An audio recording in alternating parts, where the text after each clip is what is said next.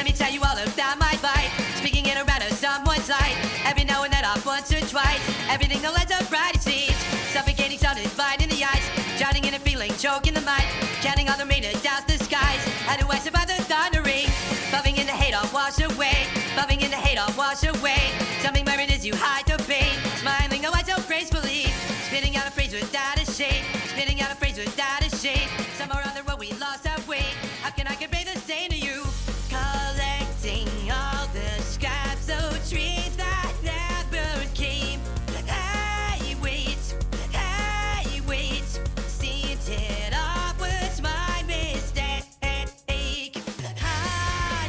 and then, I'll just break again. It's bitter, the cold, bitter, the cold, bitter, the cold. You left me alone now. What is that? Oh, the words you said is fading away. Fading away. I'm breaking your pain so bad in your place. You can find my name. It would be okay, 'cause just the thought is all it takes. Every little promise ever we made. Carrying the weight of each mistake. Somehow we are right at the coming of day. Building in the hate, I'll wash away. Tell me where it is you hide the pain. Smiling, oh I so gracefully. A pair of flowers budding calms me ever so. Although you had offered lost your hope. Chasing dreams, ever how to reach it. Speeding away. I can't change the pace, the feelings that can't be erased. In my blood to take it. Starting a rage. Just never the same right. This is just how I dreamed. Or it's disappeared. But crying alone. Crying alone. Don't come any closer. Trading like gold. We had laid in our better days. It's bitter, the cold. Bitter, the cold. It's all that I know. So many places you can find my name. It would be okay, so let me keep it on.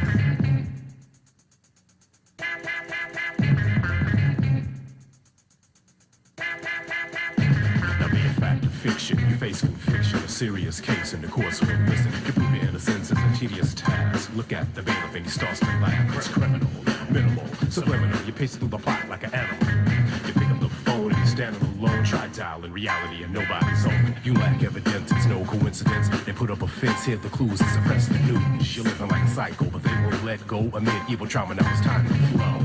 But on the contrary, Mark ain't a mark, 'cause Mark got hard, but Mark won't stop, 'cause Mark is a part of the mystery. Back and forth through history, he's seen it time again, so the story begins. Lost in time, like a bug in a jar, no matter where you go, there you are. Lost in time, like a bug in a jar, no matter where you go, there you are. Wax it, tax it, wax book 2. What in the hell can young Sarah do? Something's got a hold of her soul and took control, and the devil tried to break the law, but it's the king of the kings, the lord of lords. It's a medieval party and a tarnished sword. Girls run around on Sunset Strip, but out came the man, yo, Jack the Rip. He was slicing and dicing and smashing and crashing, all through the party, slashing heads. Yo, what up, Frank? Frankie walked around like the living dead, trying to scoop up a troop of a bowl of fruit loop of a juicy fruit tea. Tapped over the zoo until the mom was down. Jack the Ripper would never be found. A time warrior going through hell. He has a story to tell.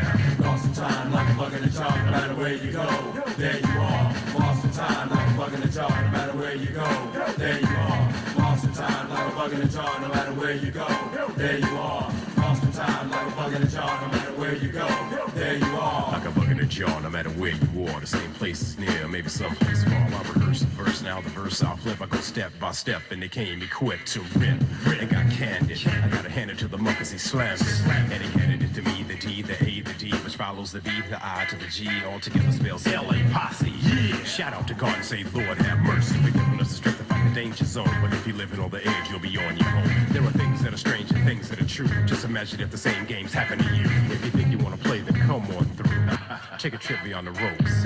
Wax world. Time, like a bug in the jar, no matter where you go, there you are. Lost in time, like a bug in the jar, no matter where you go, there you are. Lost in time, like a bug in the jar, no matter where you go, there you are. Lost in time, like a bug in the jar, no matter where you go, there you are. Lost in time, like a bug in the jar, no matter where you go, there you are. Lost in time, like a bug in the jar, no matter where you go, there you are. Lost in time, like a bug in the jar, no matter where you go, there you are. Lost in time, like a bug in the jar, no matter where you go, there you are.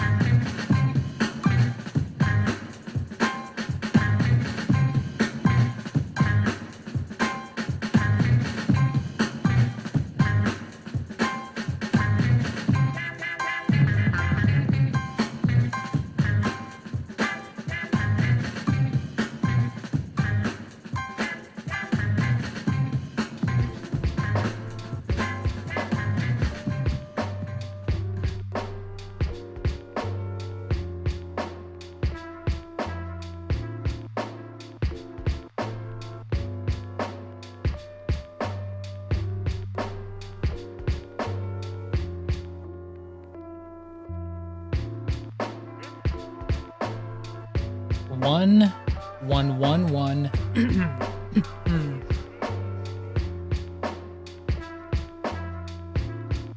One, one, one. Get a 1, 1, 1, 1, 1, 1.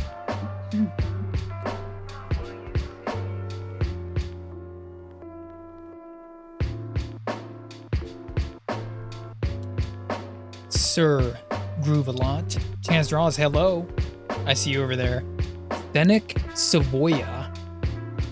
Nice to see you here too. And of course, Swampy Man 47. I don't know who that is. Swampy Man. Swampy. Who is that? Who is that mysterious man? Thank you for showing up. Retro, of course, being here. It's always excellent. Voxy-chan. Voxy-chan's here. Oui, Voxy. It's good to have you here. We're gonna get some shout outs going. Who's first? Who's first?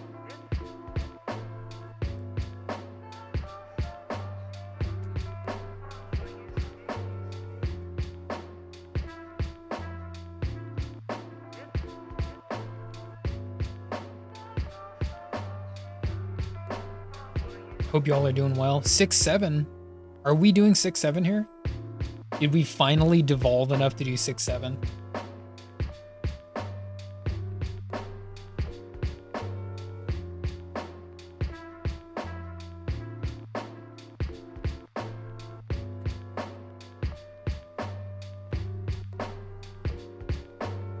Vox.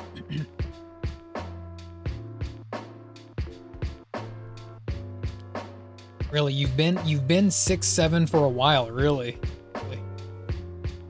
Is anyone else out there in the wide world of things doing 6-7? I wonder, is that just Voxy-chan?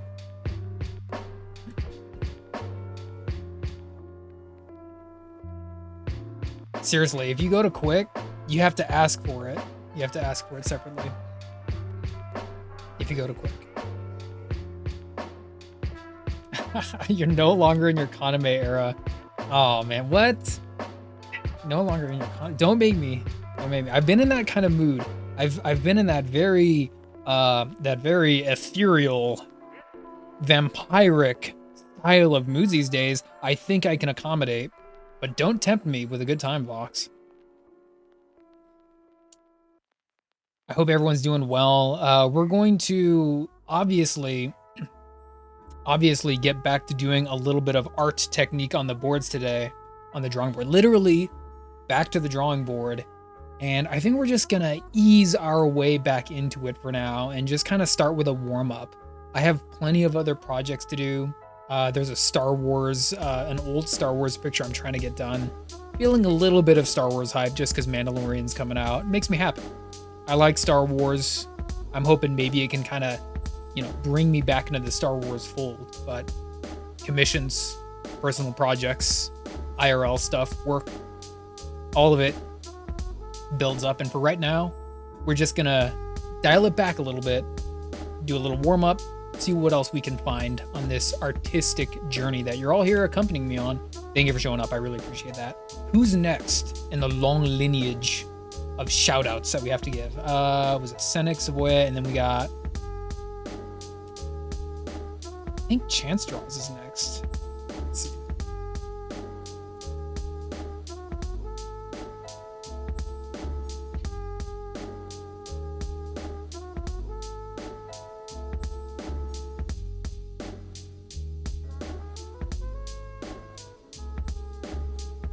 Let's see.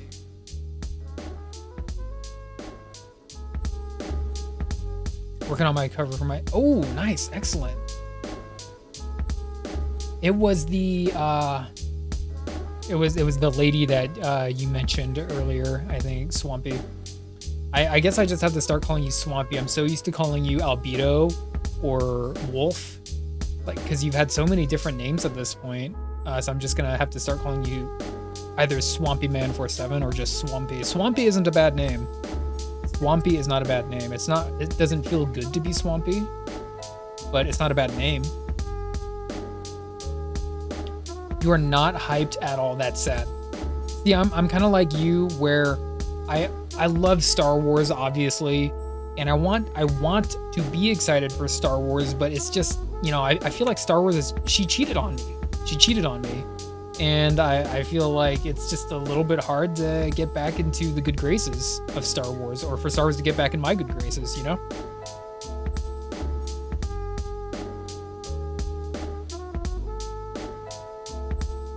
Mr. Illusion. Okay, yeah, that's what it was.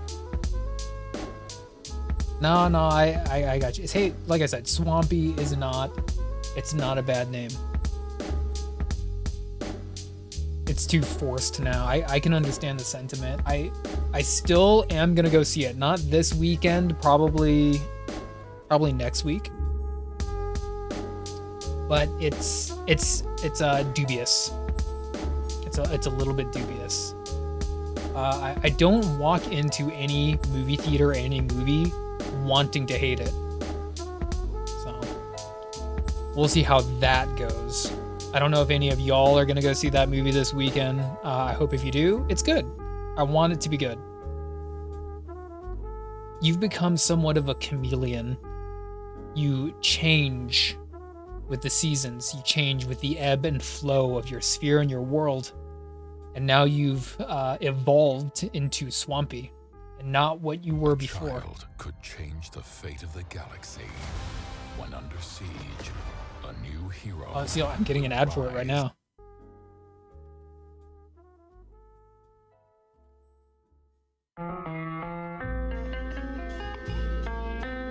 No, you're good, Chance Draws. I think, honestly, the Star Wars lull has been so strong lately, it bypassed a lot of people. We did just have May 4th not too long ago, and there was a little bit of Star Wars hype for that. They had the Darth Maul Shadow Lord that was on their streaming platform. So it's not to say that Star Wars has been completely dead. They've been, doing Star Wars things lately, but it's just been there's been a little bit of a lull, like what I said, and people just don't have, generally speaking, the same hype that they used to for Mandalorian and Star Wars as a whole. So it's been kind of flying under the radar, so to speak.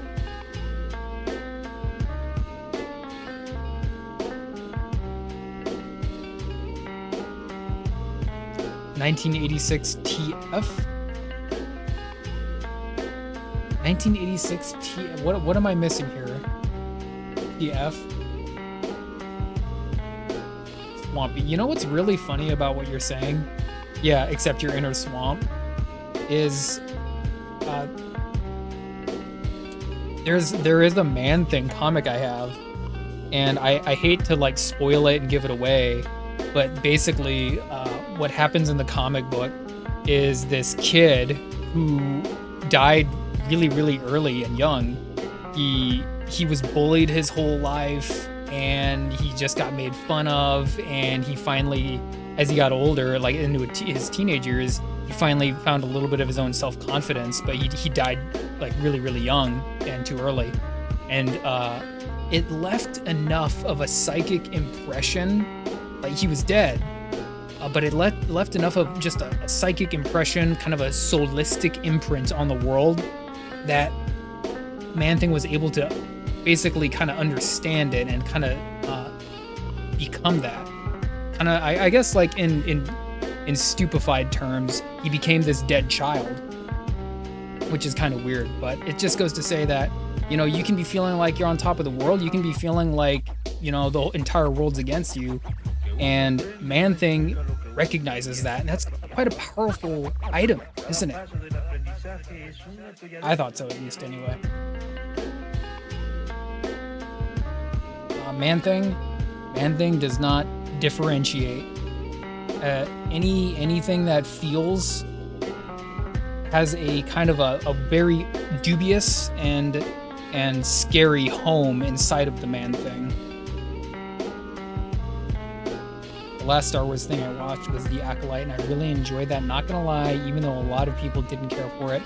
Chance Draws, I'm not going to mince words with you, but I've heard almost nothing good about The Acolyte. I'm glad you enjoyed it. I don't want it to be bad, but all I've heard is bad things. And of course, like with anything, if you're going to actually give your 2 cents about it, actually watch it yourself. As far as it goes, I haven't watched it. Thank you for that shout out over there, Retro. I appreciate that, man. So kind of, yeah, like what you're saying, accept your inner Swamp Thing. It kind of makes me think of that comic book in particular. Accept your inner Swamp Thing. Because, like, deep down, Swamp Thing recognizes exactly what you are. Swamp Thing feels, not Swamp Thing, I'm tripping over my words already, Man-Thing. And it's because you're here, Swampy. You're making me confuse my words already, but Man-Thing feels feelings, and he knows what you're feeling deep down no matter what, whether it's good or bad. And that's a very profound, and it can be a very scary thing, or it can be a very liberating thing, but that's very interesting. I'm blabbing now at this point, though.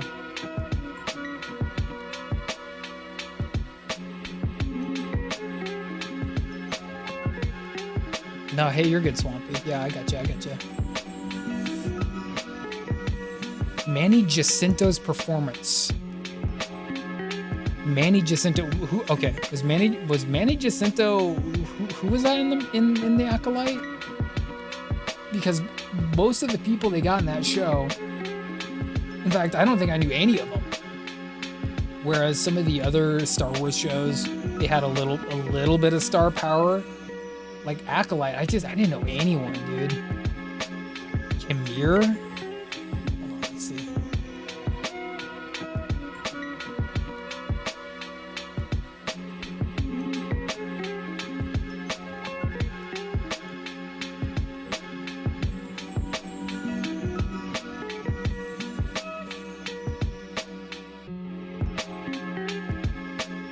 Okay, yeah, I see. Okay, yeah. So he was like kind of the main guy. There was a girl and the guy, and there was, I think, like an Asian guy in that show.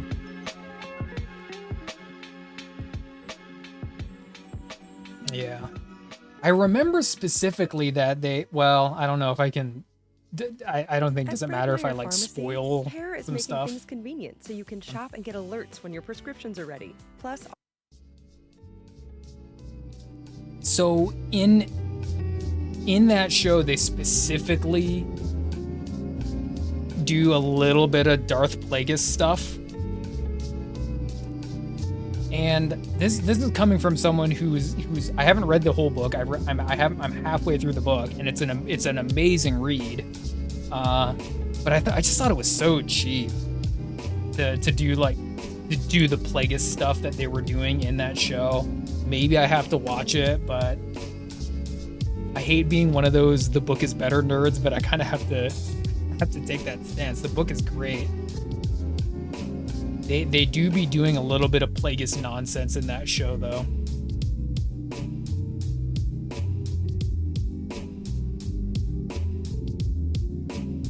The forbidden move of turning your lightsaber on and off. That is somewhere. Yeah. That is somewhere in the Star Wars lore. It's like this is a total conversation for ENIAC if ENIAC was here. But there's this whole like other side of Star Wars that isn't really focused on a whole lot, where there's like different forms of combat and different like fighting philosophies and all that, and that is in the Star Wars lore as being like a forbidden move. You could even, I guess you can call it Legends lore because it's no longer canon, and I hate saying that. Retro, yeah, I'm just gonna stay quiet over here. That's what Retro is saying. Oh man.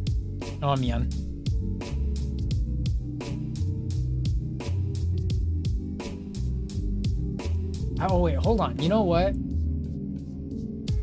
I don't know if Vox is still here. Vox was here.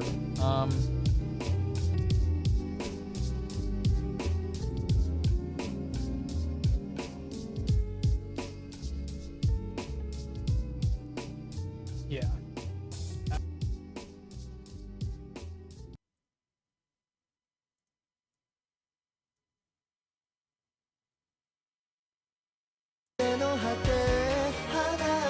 This is Vox's song right here.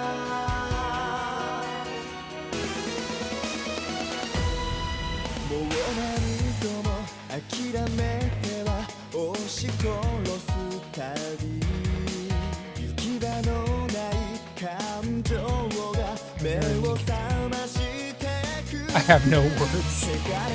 Shoot, have I, like... What cast members have I actually met? I gotta think about that. I'm not sure if I have to, like, actually meet and greet with them. I know I've seen them in real life, but I never actually got to shake their hand or nothing.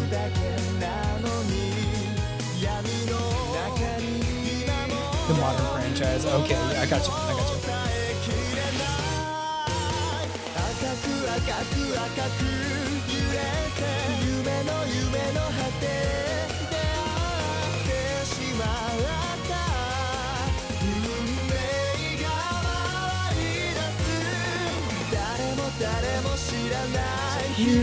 Alright, let's get started on a little bit of art. That's why we're all here, right?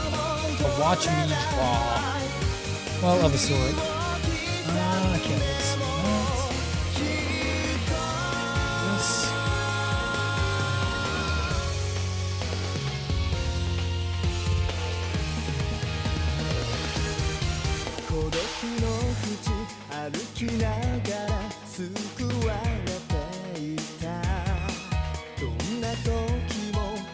Until you come in, what's Senex of Leia?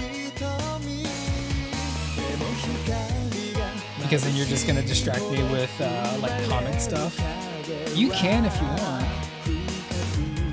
Ultimate Spider-Man? Watching Ultimate Spider-Man. Hold on, was there... I'm trying to think. Ultimate Spider-Man. Was there a cartoon show for Ultimate Spider-Man?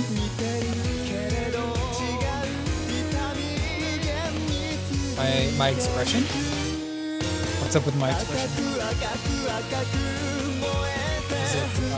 Is it telling me something? There was an Ultimate Spider-Man cartoon? Oh, it was the Disney XD Ultimate Spider-Man. No, you're good. It was the Ultimate Spider-Man that was featured on Disney XD. That was like kind of goofy, if I remember right. How I react? Okay, alright. Hey, I'm game. I'll play along. Hey, you're good, Retro. You're good.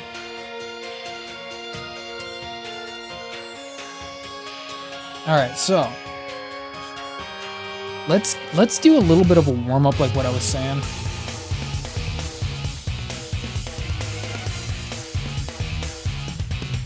Kind of a blunt pencil, but whatever.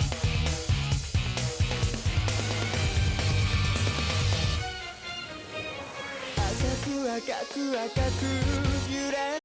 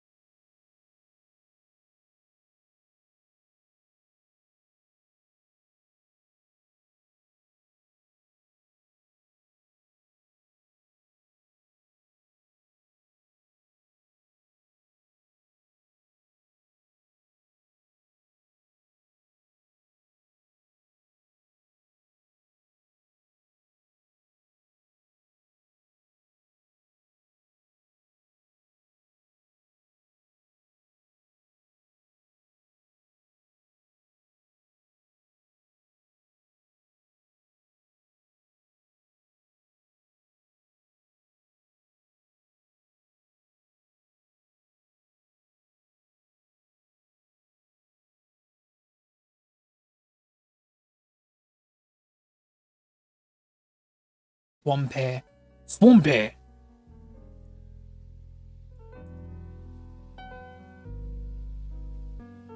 Turn the final page.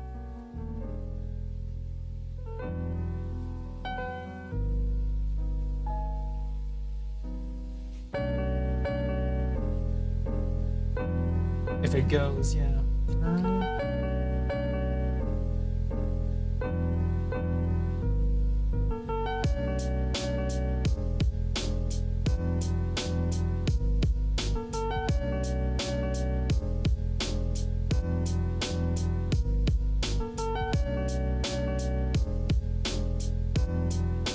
I think this is the one.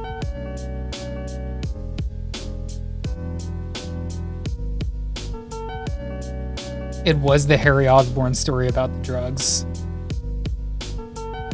Man Thing's first appearance? Man Thing's first appearance was Adventure into Fear, number blah blah. I can't remember the number. You're about 100 issues off. It's actually 90, if I got this right. If I remember correctly, it was 97. Might have to double check me on that one.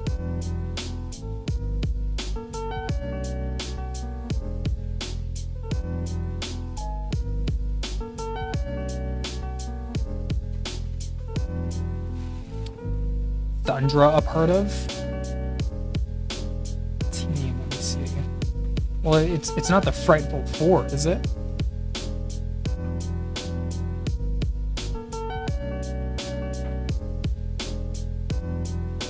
Not the Frightful Four that I know. No, Senec Savoya. That doesn't sound right, man. No, you're talking about Squadron Supreme.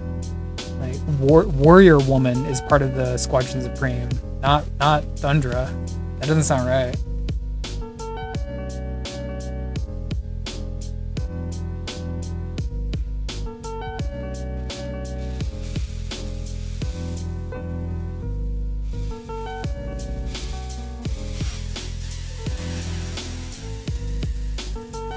Part of it is She-Hulk. Okay, well I haven't read those particular She-Hulk comics. What She-Hulk are we talking? Are we talking about the John Byrne She-Hulk, or are we talking about the Dan Slott She-Hulk?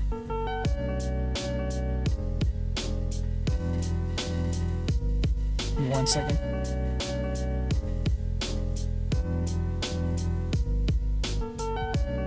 The newer She-Hulk? The newer one? Like even newer than the Dan Slott She-Hulk? I can't remember who was writing She-Hulk most recently. But I guess that would make sense because if you're talking about Thundra being in the Squadron Supreme, there would have to be something newer.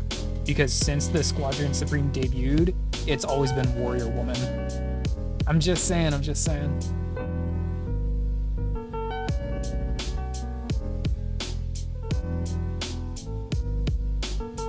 me 1 second.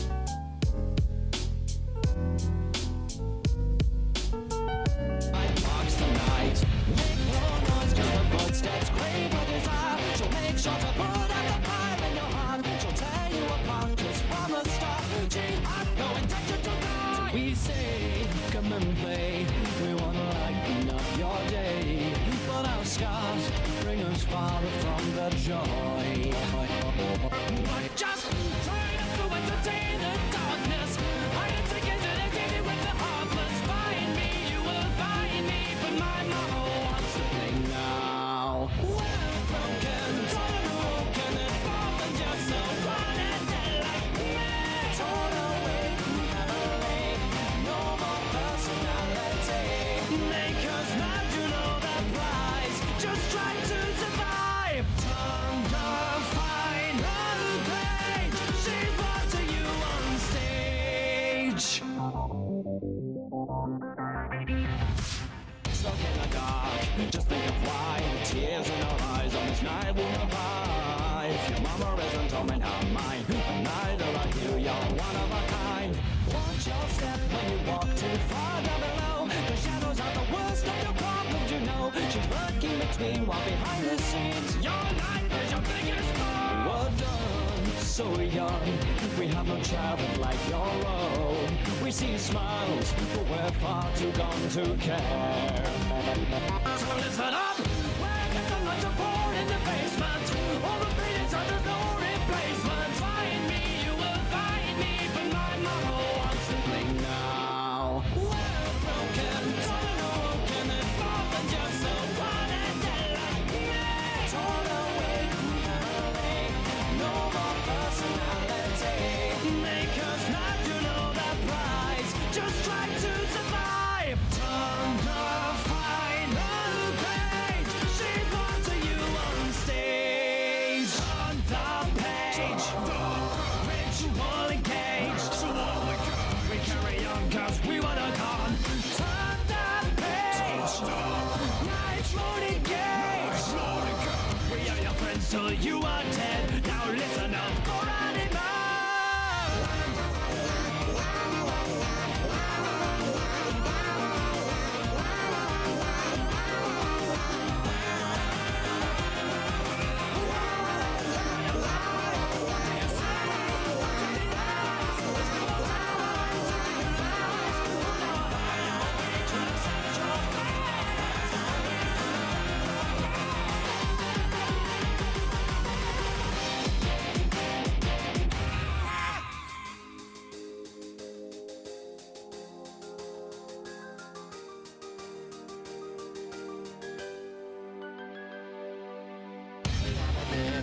We are alive. Open the box and I'll show you what's a prize. Born everybody else know. We're meant to fight. on the nose.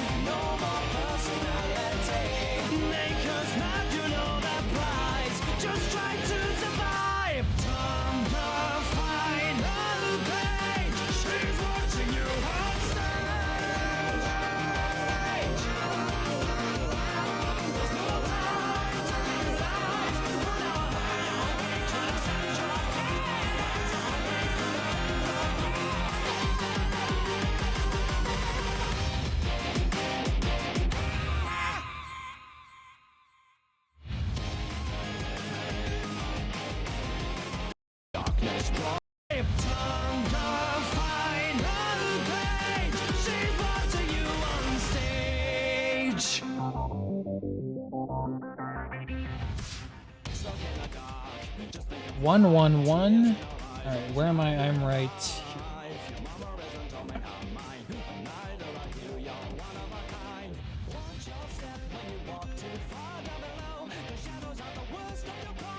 This is the one. Okay, good. I was wondering. There, it looked like there was a couple of ones.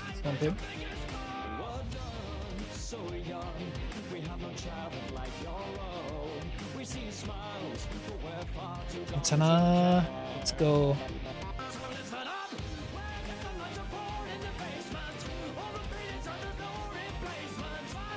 Hey, Basil, what's up, fool? Dang, you're like, doesn't take much. You get finally a clear schedule, and you got done with a little bit of schooling. So now, like, it's like we got you back. That's so awesome, Basil. Hope you're doing good. It was a good trip, very good. Thanks, so yeah, thank you for asking. I will shout you out real quick, Basil. Hope you've been doing well. I hope you've been staying in touch with all of your Godzilla movies and all your Toho monster stuff that you like and all that good stuff. Music, art, the commissions and all that stuff. Yeah. Gojira.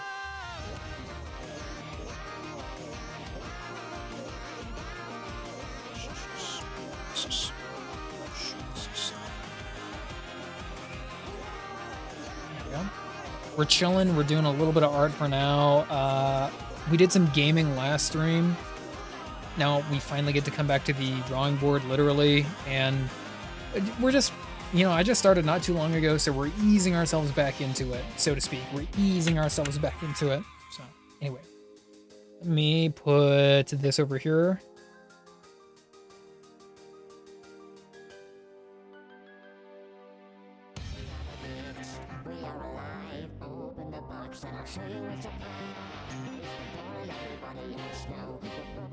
And I'm right here. Okay, good.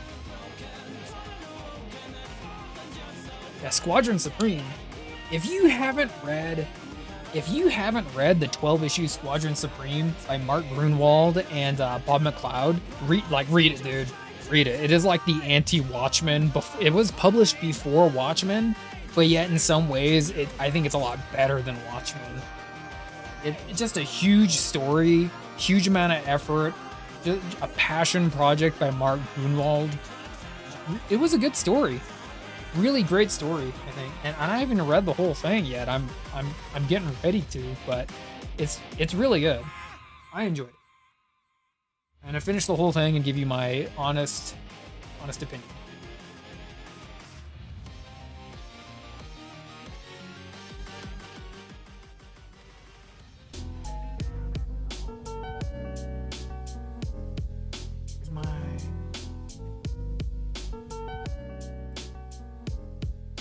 I'm still here. I didn't go anywhere.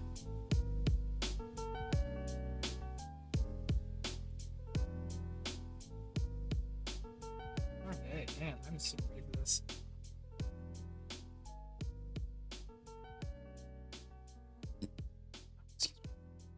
Can't believe Voxy left right when I played his theme song. Damn, dude.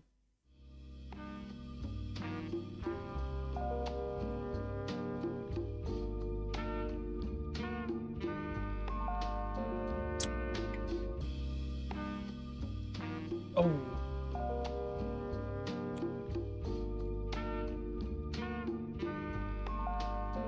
Yeah, Swampy. I was actually... So, this Friday, I will be streaming again. And I was thinking one of two things. Either casino night, or we'll do Fan Art Friday. Because it has been on my mind lately. It is something that I've been neglecting, sadly, but I do want to get back to. So we'll see for Friday. We'll see for Friday. I do have a very healthy list of all the OCs that all my viewers have made, and I think the next one was actually Retro 2114. I think his was the next OC that was on the list. I actually already have it sketched out and everything, which I made quite a while ago. Basil, the art agenda today is we're chilling for now. We're just working on a little bit of a warm up. A little bit of a warm up. And then, you know, depending on how the warm up goes, we can work on something else after this, right? Let me mirror force your question right back at you. How is your art agenda today, Real Basil?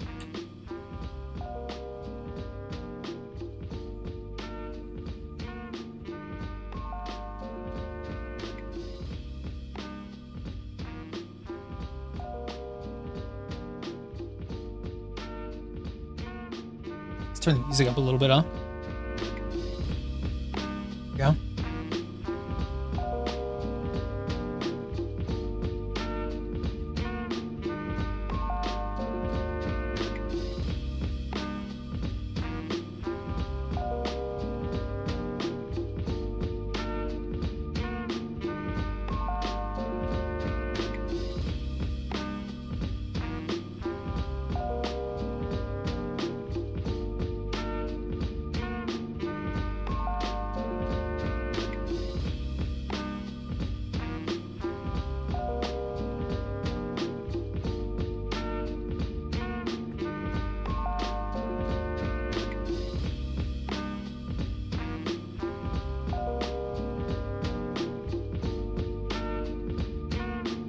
First started doing the renders. Nice. Are you still doing Procreate? I think you were using Procreate last time I saw you doing any kind of artwork.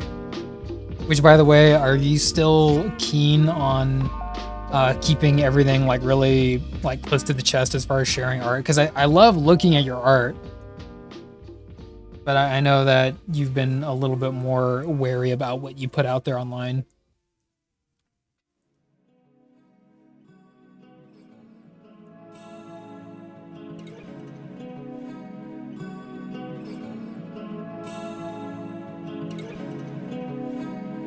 Commissions, in my experience, the best way to do those is like basically come up with kind of a put together sketch of what you think they want, and if they want it tweaked, then they can tell you. But still, like with commissions, so many people are so different with how they want their stuff, you know. It really depends on the customer. A lot of them are just like, no, just do whatever you want. I don't care. It's like, oh, really? You're paying for this and you don't care at all? Okay. But that's how some people are. In the art channel? Hey, thanks for doing that, man. I haven't seen your art in a long time. I appreciate that.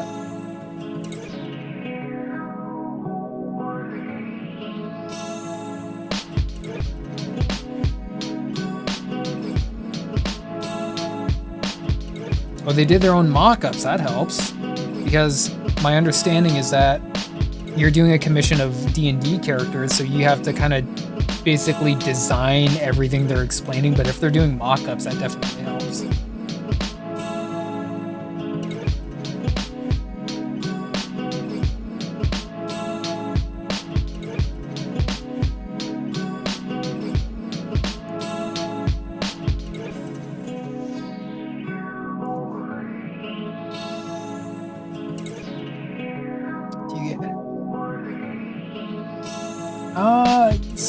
It's happened before, yeah, Senex Savoya. like I said, every commission E is different, or no, commission E. Yeah, everyone's different, right? And usually I think I'll have it dialed in, and then I'll render it, and then I'll get a little bit of like, well, like this isn't looking like how I thought it would. Games. Just So then I'll have to go back and change it to the best of my ability, and it's okay. It's most of the time it's pretty doable, right?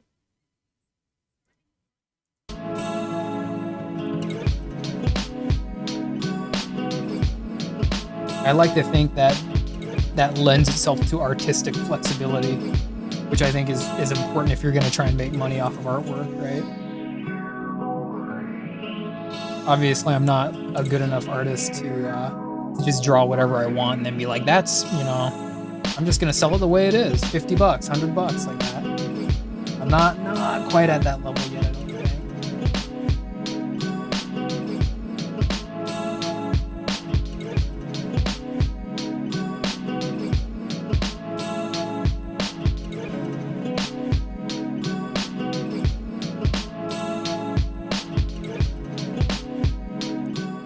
Sorry if the music is a little loud. Turn it down just a little bit.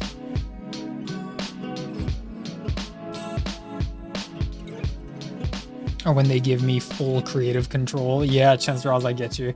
Like I said, there are those people where they're like, just do whatever you want. I've gotten those before.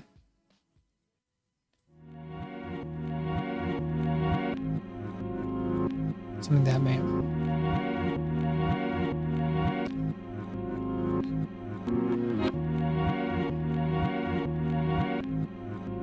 I like where you're going with that idea, Swampy. It's like, not only does it play into the character, but it kind of creates a deeper interaction between the reader and the audience and the material that we're reading. Anything that kind of, I think, blurs that fourth wall between the reader and the fiction is pretty cool. It's pretty unique. And you know what you could even do? You could even make it so where he's even Mr. Illusion is interpretive, right? Where he's what you want him to. He's how do I say it? I don't know how I could write it, but if you could write him like a mirror, so that everyone sees what they themselves sees, that could be a very interesting character. So that everyone has a different interpretation of the same character, but it changes depending on the person. That could be pretty interesting. I don't know how you would write or even illustrate someone like that.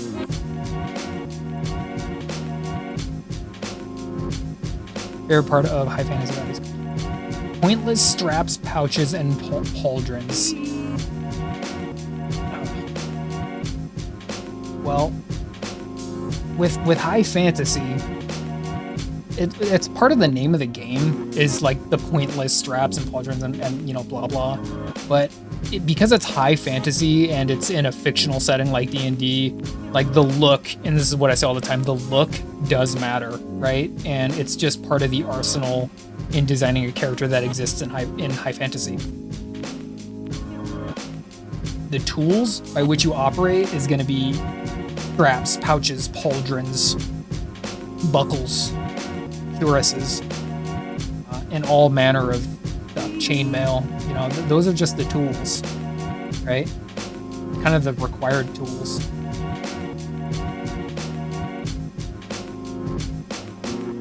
And as long as it looks cool, then we're happy. It doesn't need to look functional. It doesn't even need to look strong, just as long as it looks cool, right? Because that's where our interaction with it is.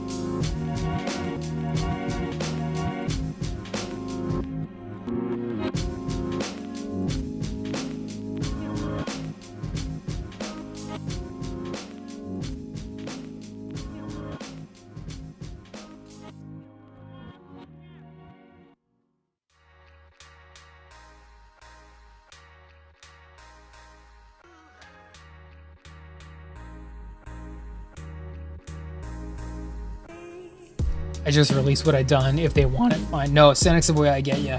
like with that, if like I do things like this that I just do for fun and I'll sell it, right?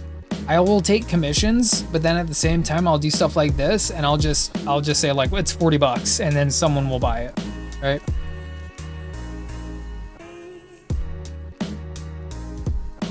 But what I'm saying is like I'm not like some gallery artist where I can have this like, you know, giant, you know, like 10-foot wide piece that I'm working on that I'm pricing out for some ridiculous sum of money.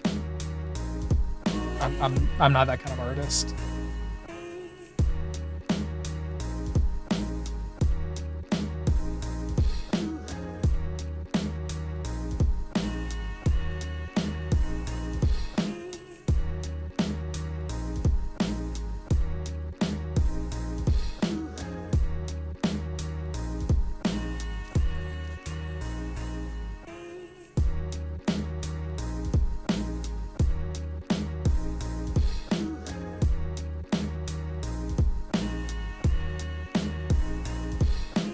I'm not ignoring you. What's up, man? If you can take a quick glance at what I posted, you'll see the vibe I'm going for. A villain OV. Oh, dude, you're doing an OV? Nah, I got you, man. Swampy, I got you. An OC, I got you. Okay, let's check it out real quick. Do you want me to show it on stream, Basil? I'll just look at it myself. I'll just look at it myself.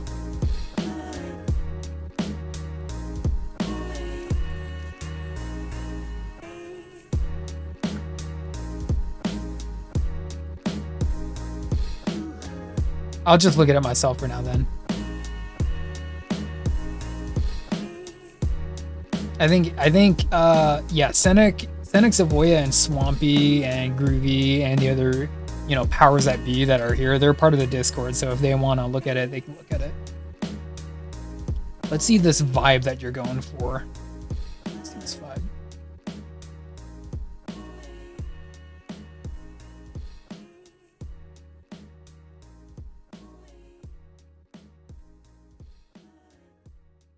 Okay, yeah, okay, I see. Dream big, work hard, and switch to progressive. You could say. Don't switch, not sponsored.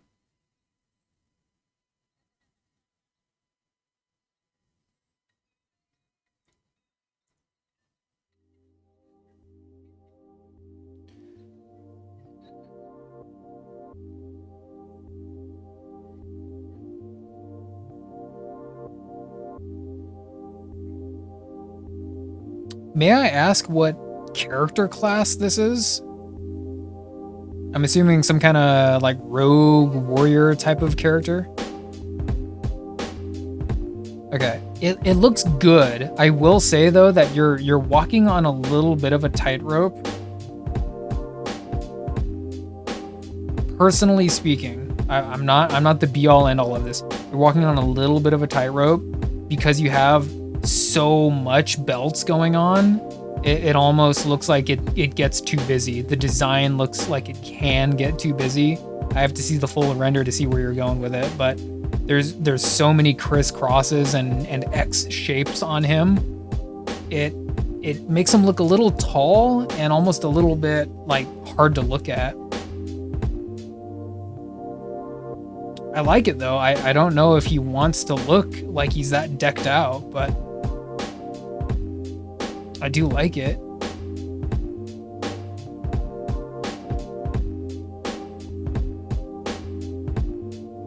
I see, like with character design, I go with kind of like broader things like shape language instead of like kind of directional motif.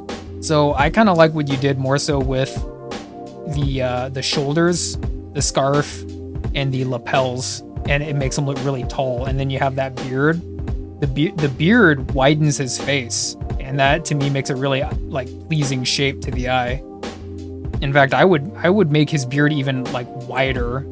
I wouldn't make his face wide. I would keep his face kind of long, but I would make his beard even wider. I think it's a really fun design. The belts though are kind of throwing me off a little bit. And the criticism, but I'm allowing it because I only gotta draw the guy. Supposed to be really tall. Also, he's a A blade singing wizard. Okay, I got you, man.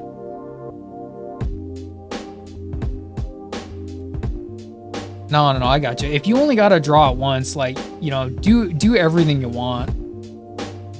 Like it looks like you're illustrating a character sheet, like what you were saying. So you draw it once, and then it can be used as a reference material for, you know, whomever else, the commissionee or whomever in the future, right? So what you're providing is like the template, and I understand that. I understand that. I'm not the best when it comes to character design, but I have noticed that when I do try to design characters, I'm attracted to things like shape. Maybe not like direction so much. That is part of shape, but like specifically shape.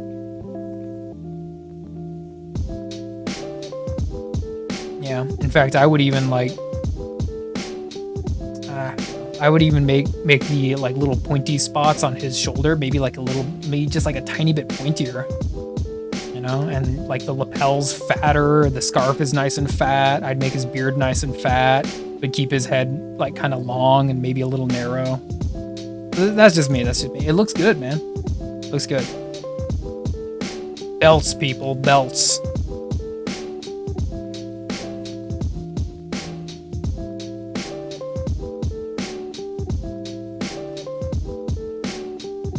That sound fun? Yeah, sure. You know what? I'll do you one better, Swampy. Instead of you just like presenting the idea to me, I'll just go ahead and do that. I'll just go ahead and do it. How's that?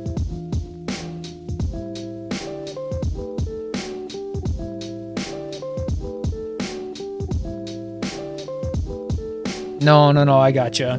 It's weird, Basil. Like sometimes, like especially with something like a mock-up, right? Like people will come up with their own designs, but all they need is a different perspective or a different vantage and just like a little bit of that salt and seasoning, you know, spice. And you just add like a belt here or a monocle there or blah, blah, you know, just like something unique in your own. And then they just go like, they just like completely flip like, oh my God, I never thought of that. You know, like that kind of shit. You know what I mean?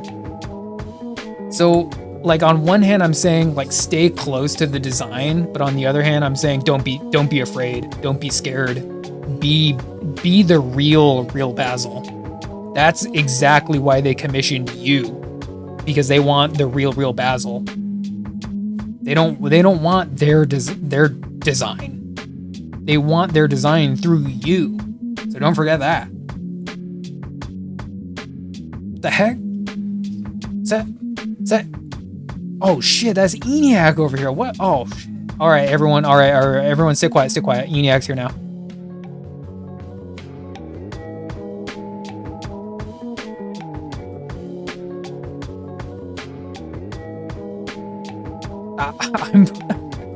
I'm Buddha. Nah, man. I'm not Buddha. Not today, anyway. But I'm just giving you basically what I've learned from doing these kind of projects. This is my experience in doing these kind of projects.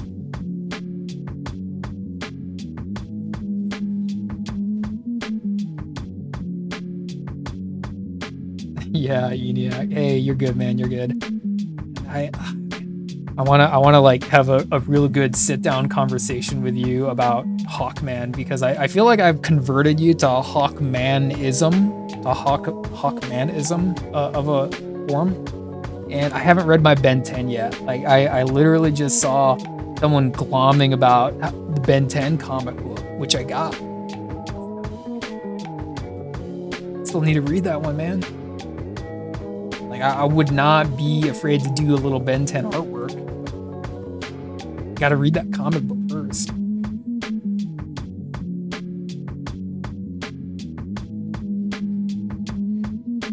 And yeah, to answer your question, yeah, we are doing a little bit of a warm up for now. This is just a warm up. We've been away from the drawing board for like damn near a week, I think, at this point. So we're just kind of dipping our big toe back into the water, you know?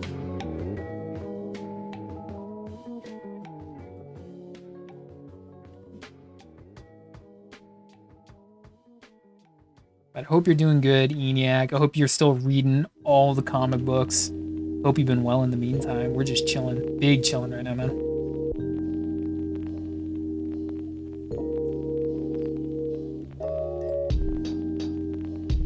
Did you like the Darth Maul Shadow Lord, I think it was called? You know, we were talking a little bit of Star Wars earlier.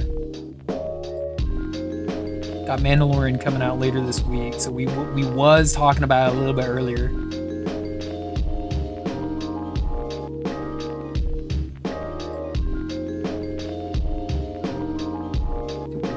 It's just warming up, people. I'm just getting started. Can't you see? I've been sitting here drawing for like 40 minutes. Yeah, about 40 minutes. I'm just getting started, man. Certain way you gotta pose this body the way I'm doing it. If you'd like to make an OC of your own ideas in my story, I'm okay with that. Hey, Swampy, we'll get to working on that. We'll put our heads together and come up with something fun, man. How many beers and it's like how many licks does it take to get to the center of a Tootsie Pop? The world may never know, real Basil.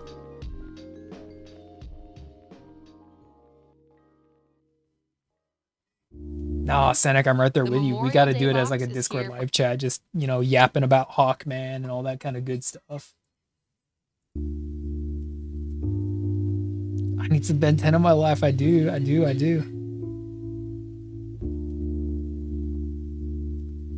No, ENIAC, like right now, I've been really hungry lately about getting back to the drawing board. I feel like I can draw anything right now.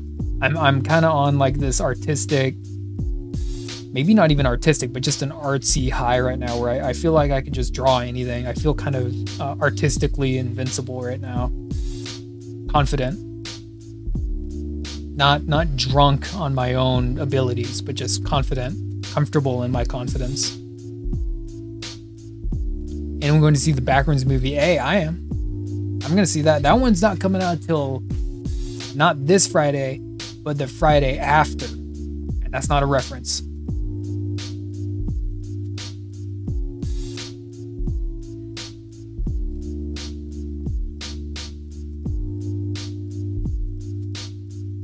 It's a not recommend. Damn, dude. Damn. All right. When you got some time, yeah. Dang. So the Darth Maul had some good fight scenes, but it's not a recommend. Ignore the comics, and the story was just kind of okay. Damn.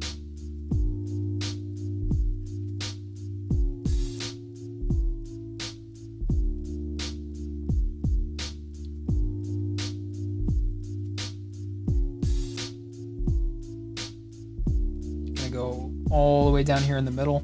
We're gonna try and do kind of like because he's Sasquatch, you know, so it's kind of a more Sasquatch Bigfoot approach to Swamp Thing, where I just want to put a little bit more like drama into his body and just give him like this kind of like a big upper body with some big, like, developed but not overly large shoulders, because the idea is we want to make him look tall but still lurching forward, right? So we got to give him this kind of deformed neck, this overly developed neck. We're gonna try a little bit of that. See where we can go with it.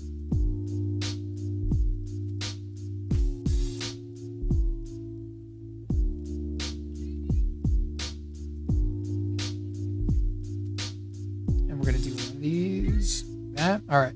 Easy. Sketch is done. Let's get some inks out.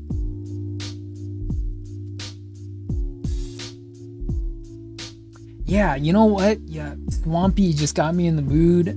I'm still talking about this character. I got my cup. I got my cup right over here. You know, I'm living the dream. I'm still inhabited. I'm inhabited by this man thing dream that I'm still living in. So it's just a warm up. It's just a warm up, you know.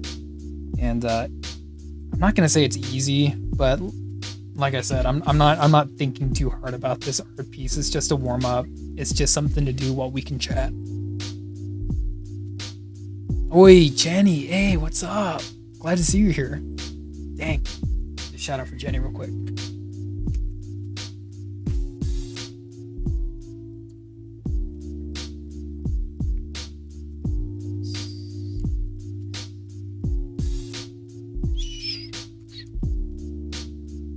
There we go. There we go. There we go.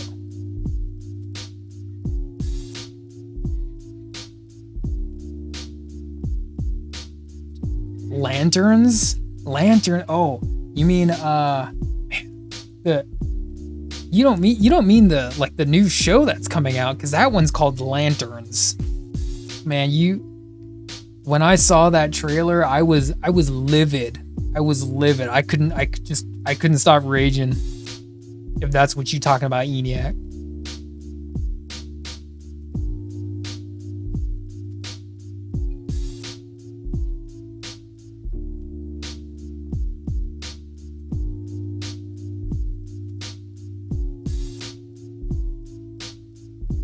Save Batman.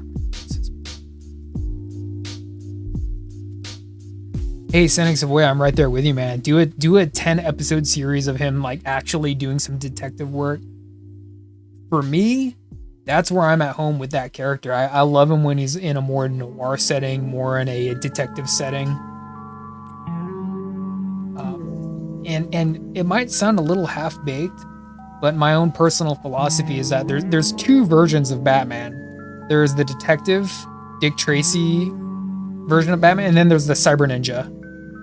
And the Cyber Ninja is the one that fights these like Darkseid and Brainiac and world-ending threats, who pals around with the Justice League. But I don't need Batman to do those things. I don't need him to have, you know, 2 weeks worth of planning time to fight Superman. I just want him to, you know, figure out crimes and to do it in a smart and cunning way, and to fight colorful villains that still kind of have a little bit of a noir kind of down-to-earth aesthetic, or not aesthetic, but element to them. Because that's what I think he is. I think he's a little bit more of a pulp hero. He might be the ultimate, or the last pulp hero.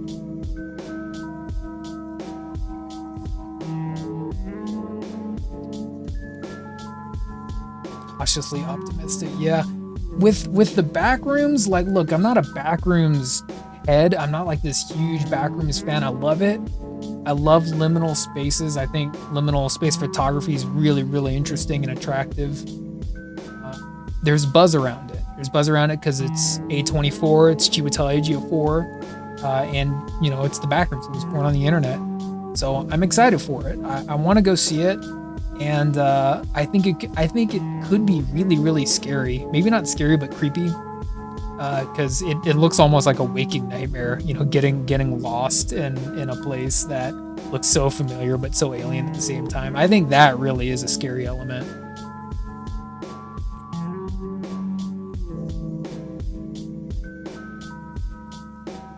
Good illustrated fight scenes.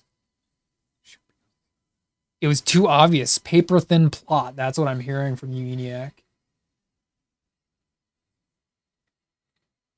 Hey, you're good, Jenny.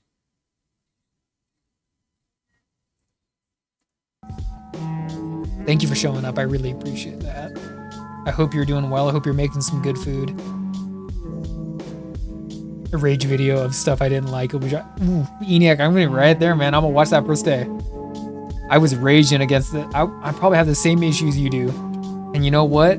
I don't, like, I'm going to be interested. Are you going to be like calm and sitting back and talking like, all right, I didn't like this movie trailer. I didn't like this series trailer because of these reasons. And like, you have a very calm and collected style about how you announce things and speak about things, which isn't bad.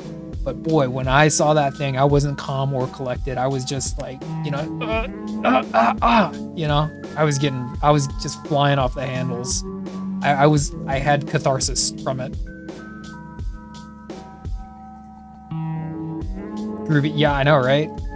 Like, I'm just gonna try and keep my mouth shut because I want to watch the video. Yeah.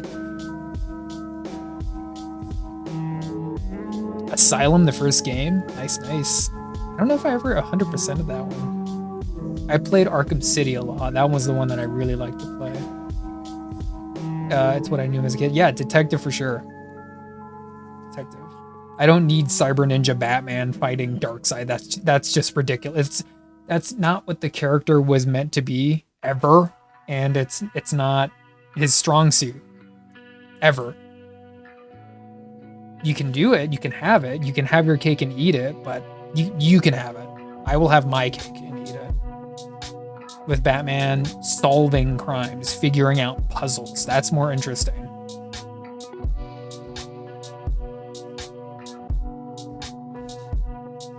I love GL, but I try to keep my composure. No, I know you're always composed, ENIAC. You got poise. You got your composure. I know you. Composure sucks. Still.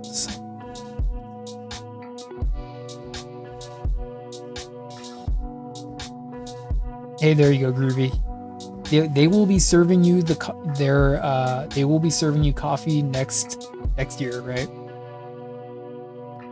Yeah, that Lanterns trailer really threw me for a loop. It set me off. I almost had a red ring of rage appear on my finger. I was so mad. I almost had a red lantern ring. Maybe I'll bust out my red lantern ring one of these days. I got every ring, in case you didn't know. I do have every ring.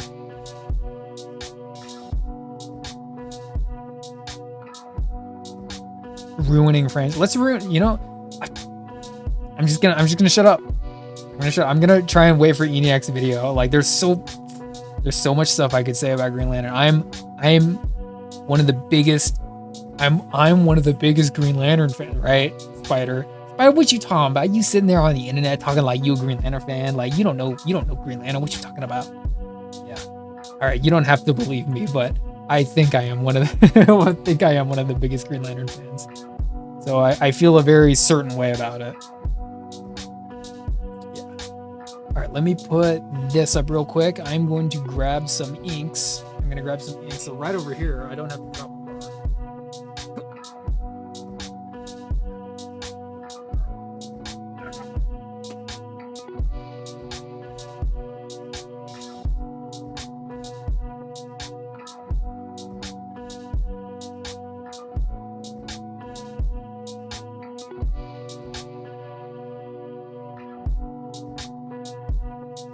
Okay. All right, let's get a little bit fast and loose with this thing. Let's see what we can dig up. This will be good. Easy. There we go.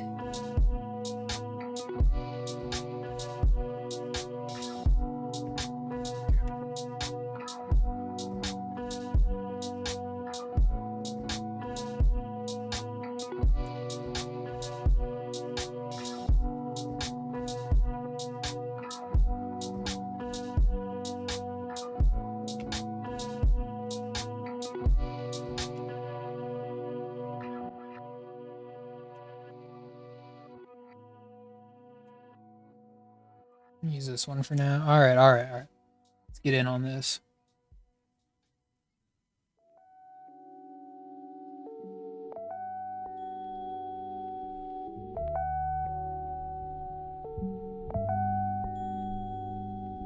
Let's see how fast I can ink this man thing.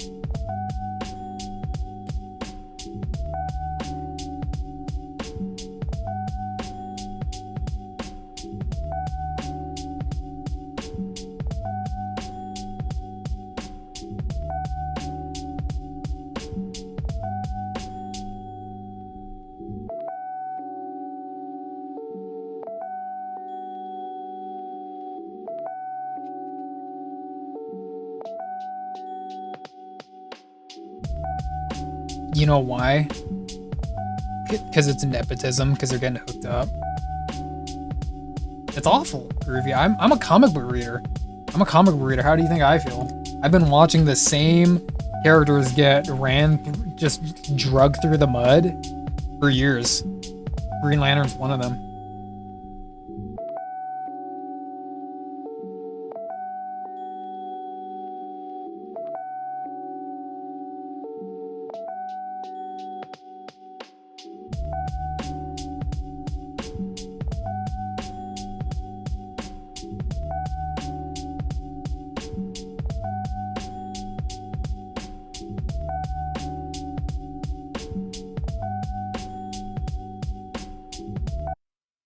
Oh, hold on. We got ads. Give me 1 second.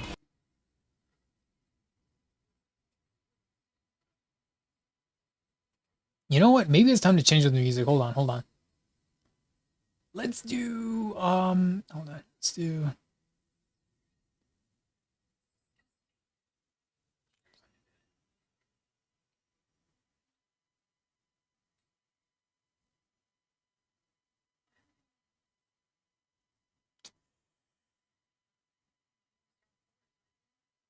Ooh, this one's pretty good. This one's always pretty good.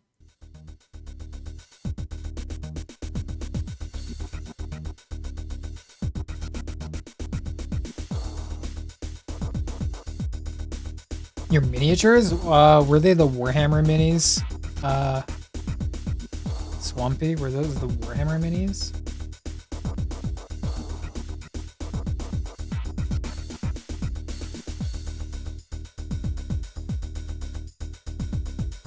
Yeah, Senex Savoya. Basically make everything just safe, sanitized, appeal to the lowest common denominator for the largest possible return. So basically you're saying that they're cheapening the movie, which I completely understand. I don't like it, but that's exactly it. Just cheapening the movie and everything about it. Humiliating ritual. Yeah, Chance. Every time, dude. Defend your right to be a Green Lantern fan. You are going to get hazed to death. Like, even, it's gotten so bad, I would even say it's worse. It's worse being a Green Lantern fan than an Aquaman fan at this point. And you know what's even worse about that? I love both. I love Aquaman and Green Lantern. Fiercely, I would say. Fiercely? Really, Spider? You think you're Aquaman fan? I love both those characters, and now it just seems like if you're a Green Lantern fan, something's like really messed up with you. Like you're a you got like leprosy or something.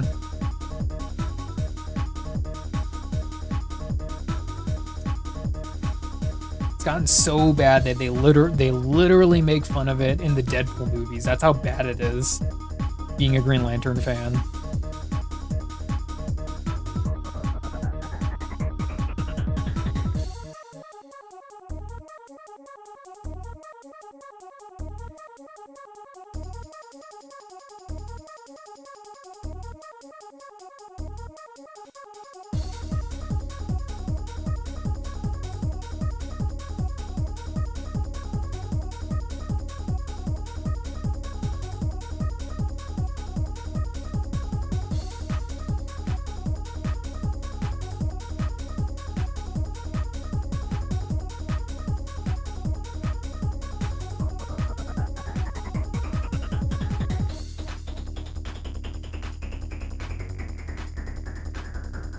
This will be the worst one yet, ENIAC.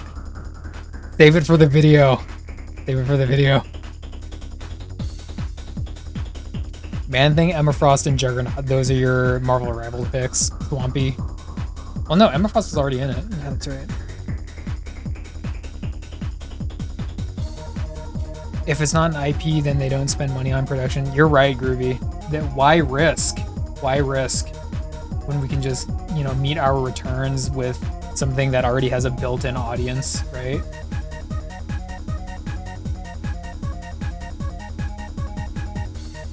That's why you got to watch a little bit more like independent movies, or movies that might have a director that's a little bit more keen to taking risks if you can.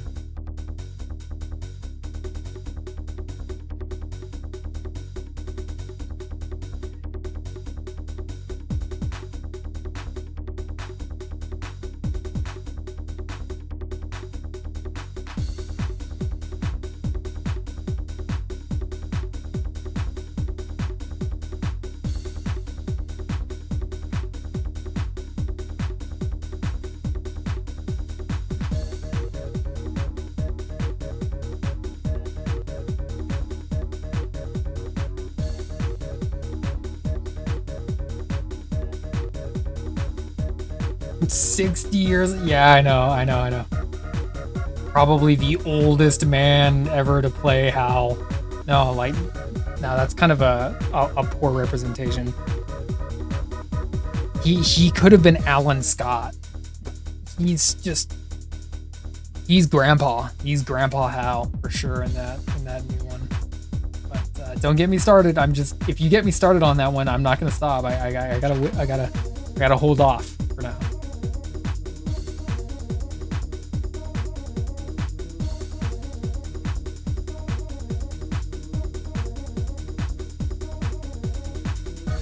John Stewart, a jarhead, are easily my biggest complaints about lanterns. Well, John is supposed to be a jarhead. He's a former Marine sniper.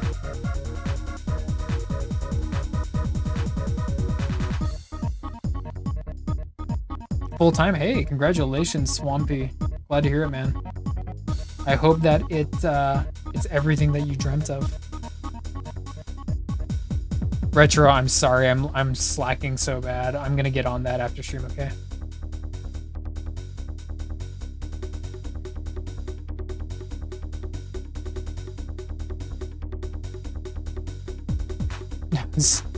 Man, Senex Savoy, you're going way back. You're going way back in time to Avengers Endgame, huh?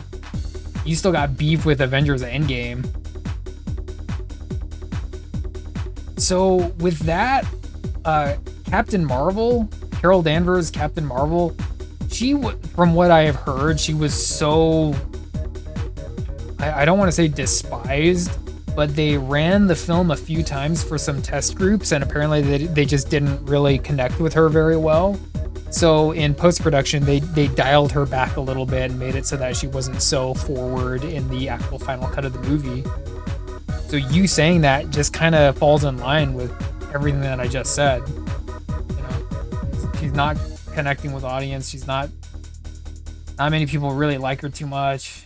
Sadly, you know, I want to like her, but she just, I think they kind of jumped the gun with Carol Danvers there in that one.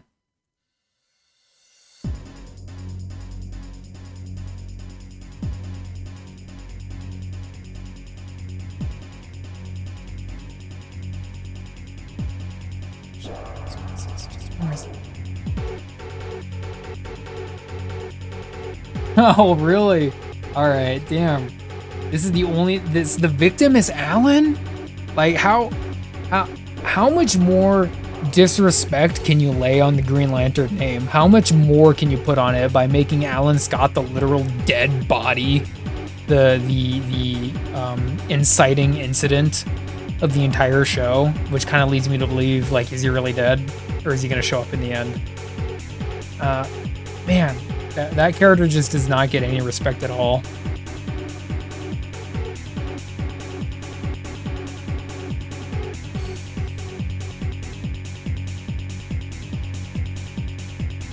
Okay, Chance. Okay. Two things. One, he does have an original origin where I don't even think they mentioned his military service in his original origin, because that was way back in the 70s when John Stewart first appeared. And second of all, Bruce Timm wasn't the guy to make him a Marine sniper. That was in the comics well before Bruce Timm, if I got my facts straight.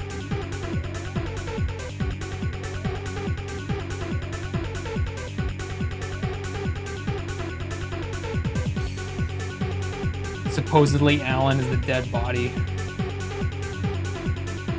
That's pretty messed up.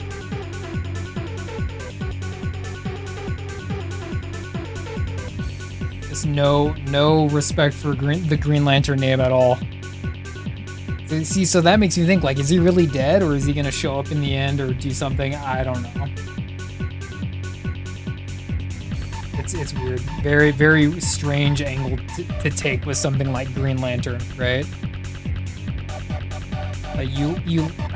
I'm gonna get started. Don't get me started, man.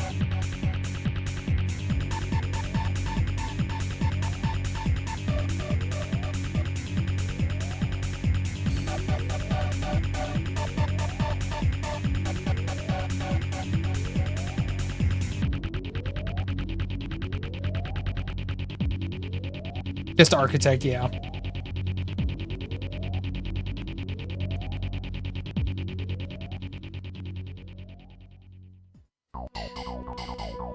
No. Yeah, you're right about that, Chance Ross. That's how he debuted.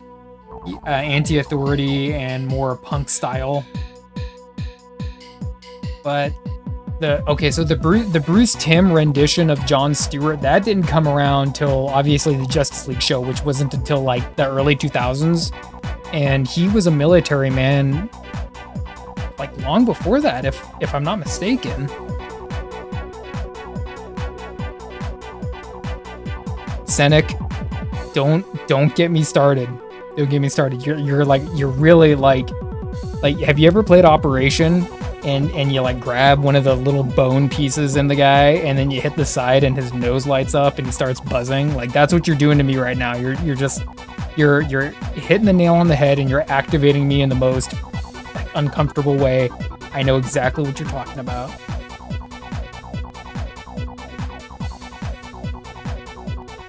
You love punk characters. Hey, yeah, I got you. It's weird that, like, with John, he started out as the anti-authority punk character, but then they made him more of an authority figure with his military background and then subsequent inclusion in the Justice League. A lot of people say he works better in Justice League than Hal, and I'm kind of in the opposite group where like John respects SOP, he respects Chain of Command, and maybe for that reason he doesn't fit in the Justice League quite well. Whereas Hal's kind of he's kind of a little bit more wild card and an oddball.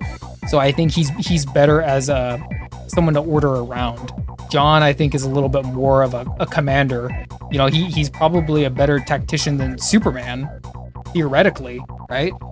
So, and then your Justice League starts to fall apart at that point, right? Because Superman is supposed to be like the leader, the de facto leader, but it's like, is he a good tactician?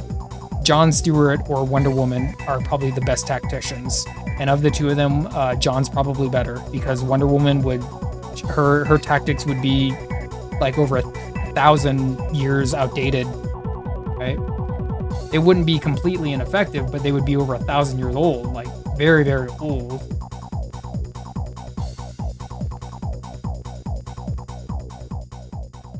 So John would theoretically be the best tactician in that Justice League.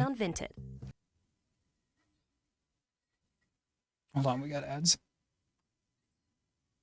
I am afraid, Senek. Like I'm afraid, I'm mad. I don't want to get started on the whole like lanterns fiasco thing because it was a fiasco, it was a mess.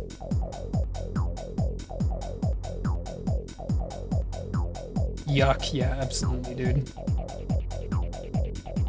Favorite Green Lantern's guy, he may be older in the DCU, but he feels like yeah, and isn't that nice where at least like your idea of Guy is still him, like albeit he's not a mob, he's not like a background character, he's a supporting character, he's not the main character, but at least he still feels like how he should feel, and that's nice. Because I like Guy too. I'm kind of the mind where Hal, John, Kyle, and Guy are like, those are my 4 Green Lanterns that I really, really like, that I try to gravitate towards.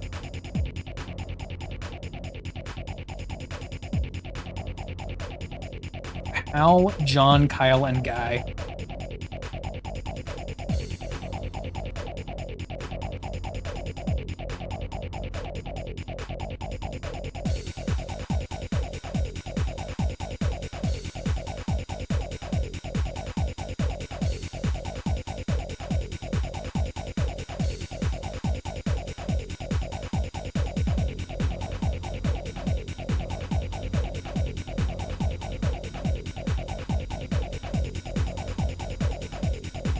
He used to be a man, but now he is the mindless man king.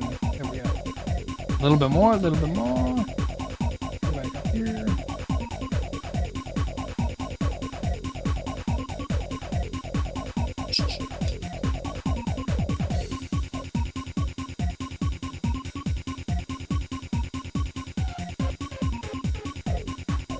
Hey, Mystic Blossom, I'm glad you were able to make it. We're here just chilling. I hope you're doing good. Doing a little bit of a warm up, trying to get back into the swing of things, but I hope you're doing well, Mystic Blossom. I'm glad you showed up. You said you would be here. You said you would be here.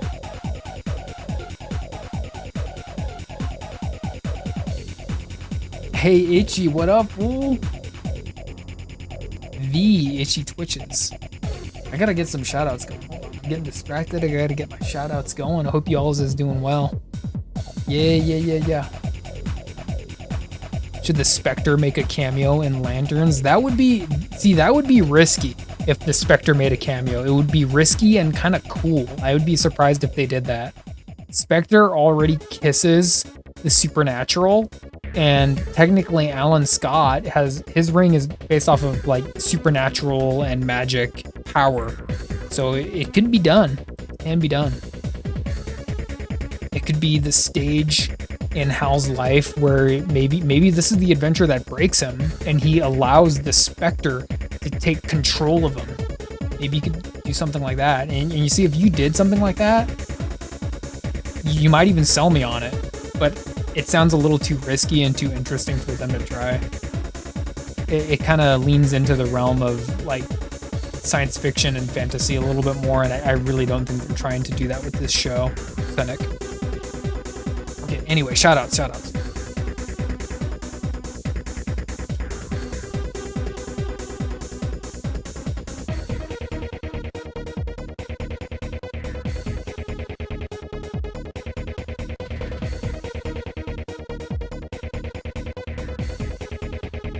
And Itchy, we'll do Itchy next.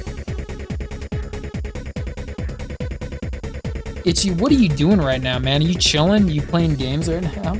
I know you're out there lurking in the background.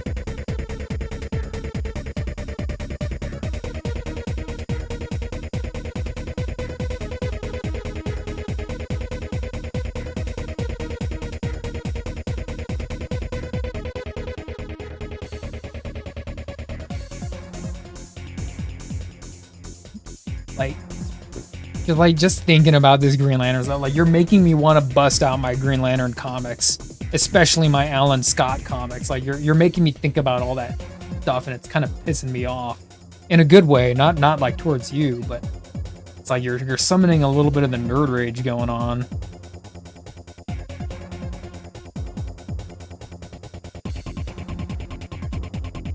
Summoning the nerd rage. Spider does have a little bit of nerd rage every now and then. It's part of being a comic book fan.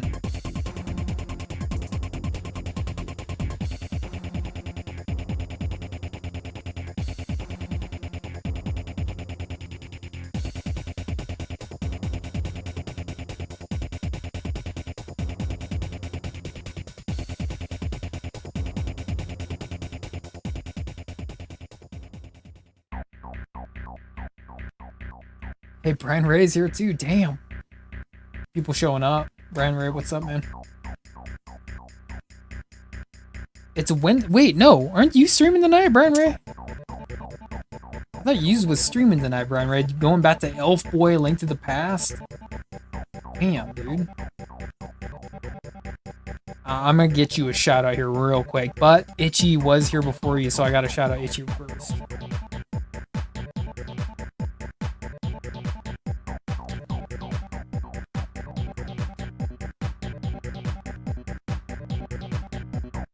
It's Itchy.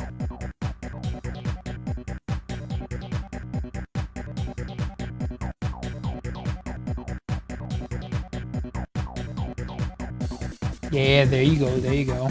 Itchy, I see you there lurking in the background. I don't know what you're doing, but whatever it is, Itchy, I hope it's good. I hope you big chillin', getting some good food in ya. Having a good time out there.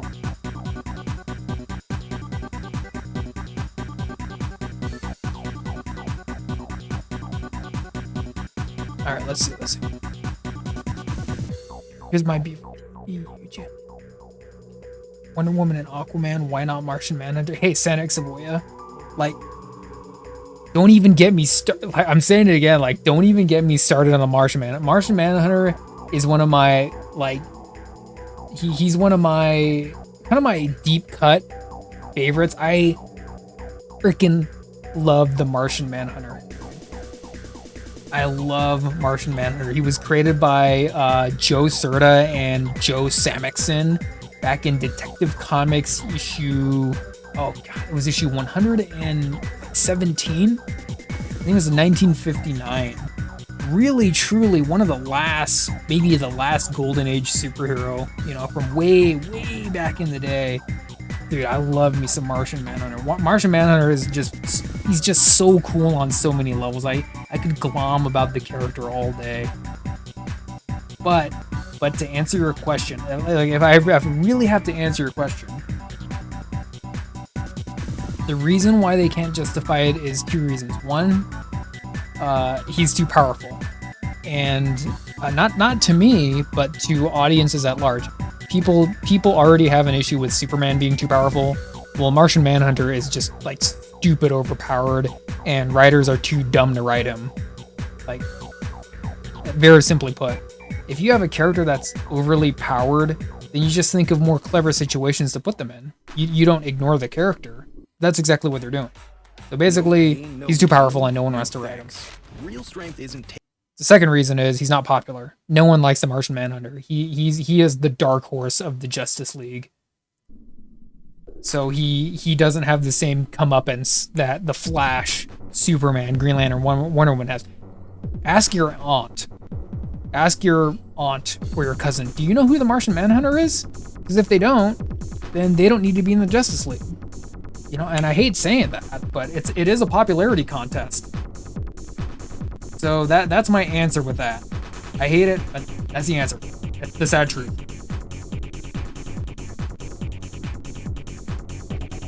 Martian Manhunter is just not the prettiest girl at the prom. I hate saying it.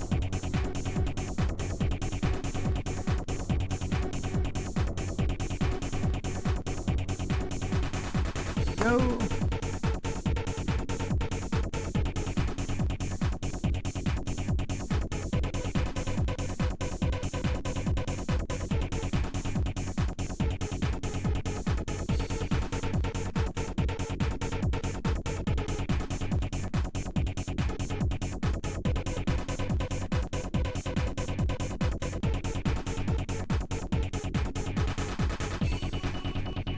Thank you for the support, Brian Ray. Let me get you your shout out. I've been blabbing and getting distracted. I'm trying to read chat and draw and manage, but I'm doing a poor job.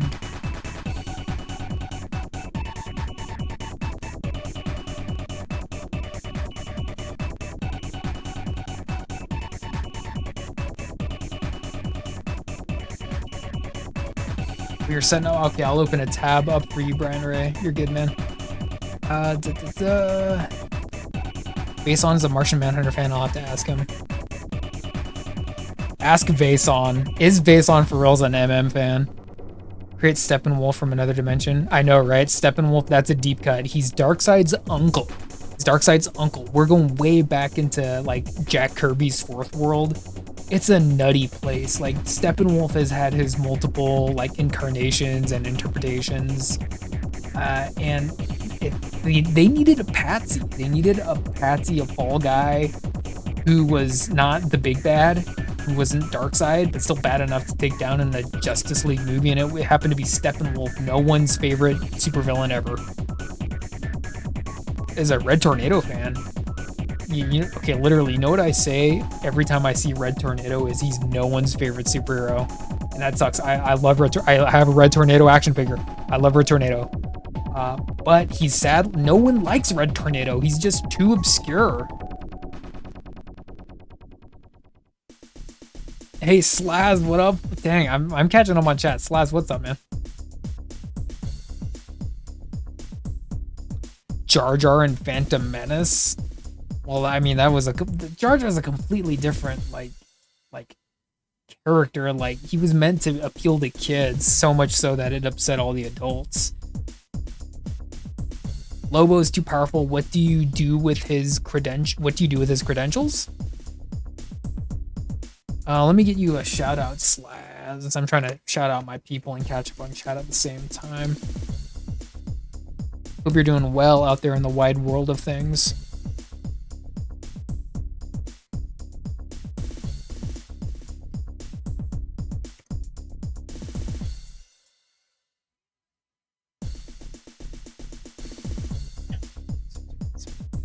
Watching Mando and Grogu. Oh, dang. Really? Tell me how it is, Slaz. I hope you have fun over at the movie theater. I'm going to watch that too. Probably not this weekend. I don't know. We'll see.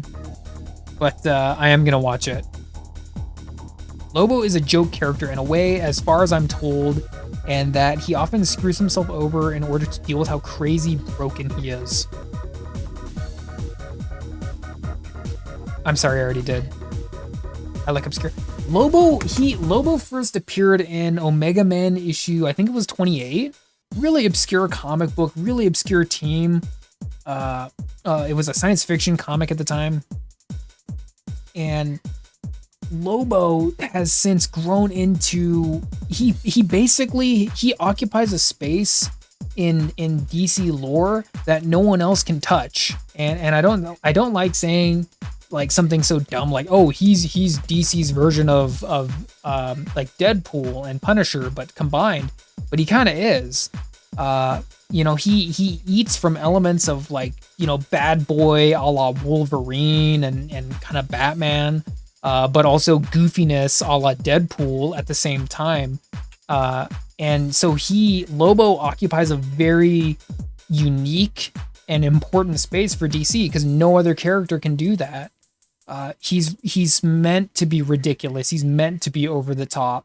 And for that, I love him, but I also kind of hate him for that same reason at the same time. So it's kind of a love-hate relationship. I think Lobo he's a little bit overrated.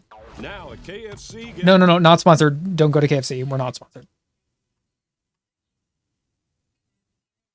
Yeah, as far as Lobo goes, I like him best when he's two things. One, fighting Superman, or two, when he's in some kind of space adventure that I can take with a degree of levity. I don't ever read Lobo with an idea of like, oh, this is like a serious Lobo story. His comics mainly aren't written to be that way. They're meant to be a little bit silly. You're meant to check your ego at the door when you open up a Lobo comic book, and that's good. It's by design. So I think that's how he should be. Goofy, over the top, foul-mouthed, and completely unmistakable. I just like the the classic Harley Quinn. Well, I'm closer to what you agree with or believe in with Harley Quinn 2 there, Slaz, because she debuted in like. And I always have to say, like, when did the character debut? What was the intention behind the character when they were made initially? Because that's really important, and it sometimes gets lost as time goes on. But Harley debuted, of course, in tandem with the Joker. Well, she debuted with a reliance on the Joker. And since she grew in popularity, she's divorced herself from the Joker character. And I'm just not as interested in her because of that. I think it's fine that people like her without that element, but I like classic Harley Quinn. I like her classic costume. I like her with the Tara Strong voice. I like her lunacy. I don't need her in the Suicide Squad. I don't need her palling around with Poison Ivy. But some people like that, and if that's what they like, that's fine. I think she's at her strongest. She's at the closest to her source code when she's in Batman the Animated Series, being manipulated and infatuated with the Joker. Hey, Brian Ray, I'm going to open up tab for you. You have a good one too, okay, man? Character alone just sticks out to me. Powerful characters. No, I get you. Okay, so like on that note, here's a really good example. Like really quick aside, because you brought up Martian Manhunter, Senec. So part of the reason that it's kind of hard to write him is because he's so powerful, right? And he's also the dark horse. He's the kind of like lurking in the shadows, kind of interested third party of this like superhero group. And so the perfect villain for him are secret groups.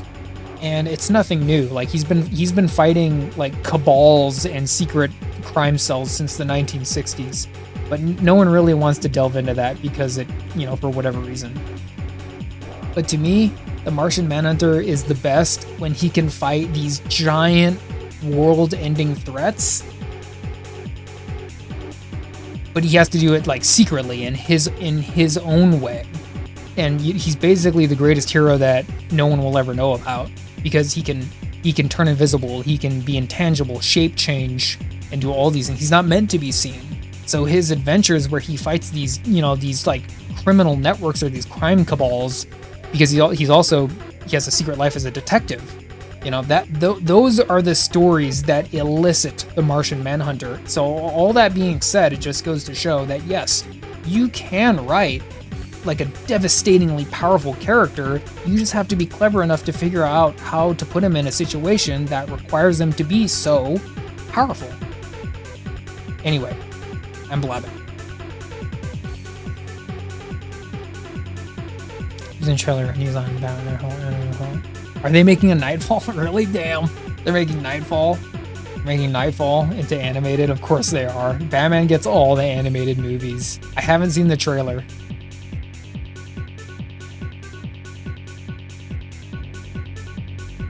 Three parts. Oh, three. Okay, so 3 parts.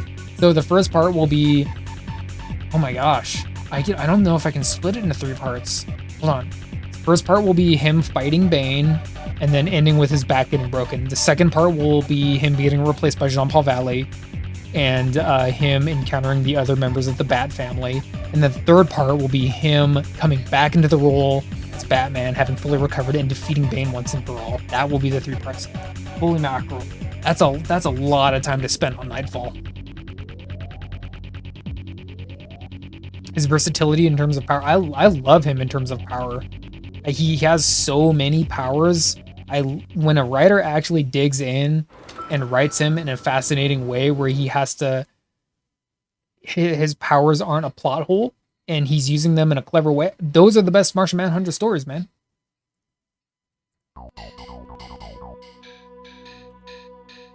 Nightfall, Quest, and the third one.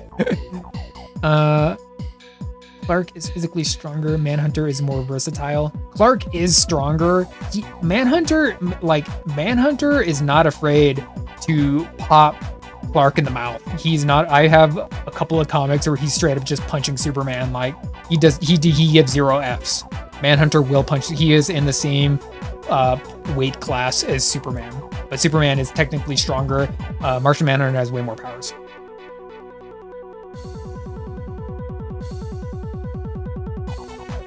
Two many minutes.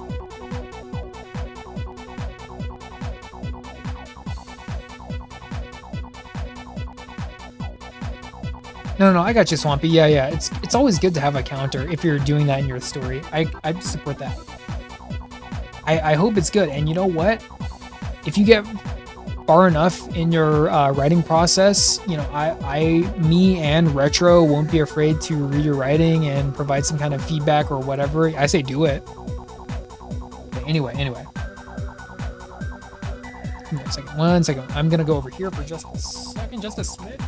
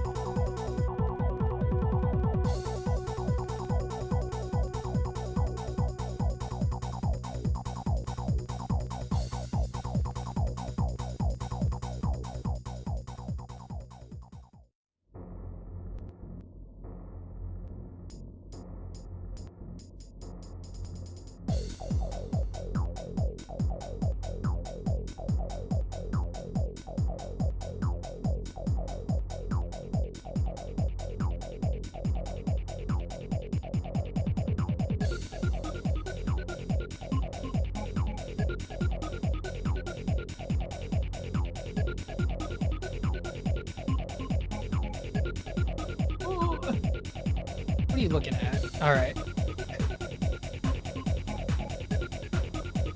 I'm actually one season away from finishing Smallville. Dude, what? Slaz? You kidding me? That show isn't it like it's 10 seasons long. And the most Smallville I watched was sadly season 3, which I have heard is not, it's in the court of public opinion, not very well beloved. Hey, Swampy, you're good, man. I want to read your stuff. I want, like, if you come up with something, I want to read it. I want to make characters. I want to read what you're putting down. Like, do it. I fully promote anyone who's out there making their own comics, stories, characters, anything. Like, do it. Do it. 100%. Anyway, where's my makeup? It's right over here. Okay, y'all piss me off. Because I'm going to do the thing again. I've already done this before on stream. You piss me off. It's not about Green Lantern.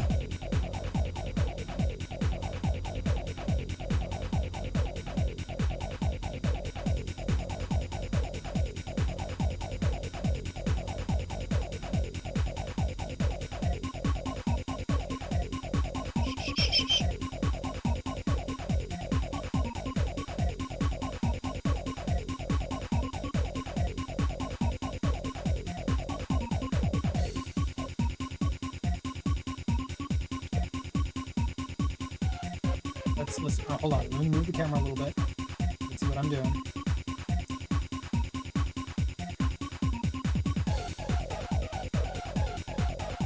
Okay. I love Martian Manhunter. He's one of my deep cut favorites. Really, not many people know how to write him very well. I have Martian Manhunter comics. Like, I'm not just pontificating. I'm not just posing. I love Martian Manhunter. I almost have this entire series. This is just like a smattering of them. I got 28, 29, 30. Like, I'm trying. I go in numerical order. I try to get the whole thing. There's the annual right over there.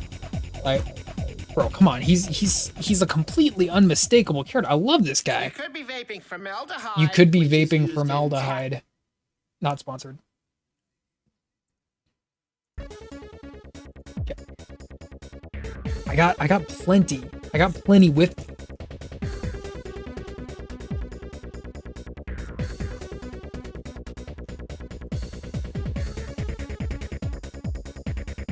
Ooh, it smells good. Ooh, it smells good, man. It smells good. Oh shit, what's happening? Like, look at this stuff. It's like, this is the Tom Mandrake. It's like it reminds me of Gene Collins style artwork. It's just so inky, so moody. Look at this. Oh, hey, ENIAC, there's your boy. There's your boy, Alan, right there, right over there. There's Alan. And then of course we got Demon right there. Dude, we got everything. We got everything. And we got John back on Mars. Look, bro, like, he's talking to Phantom Stranger. Come on. There's Dr. Fate, Alan. Dude, we got Ragman. It's an even deeper cut. We got Ragman. Itchy, we could be doing it right now. You may not even know. Retro, we just like blabbing at this point. Chat pissed me off because they were talking about Martian Manhunter and Green Lantern, so I'm showing receipts.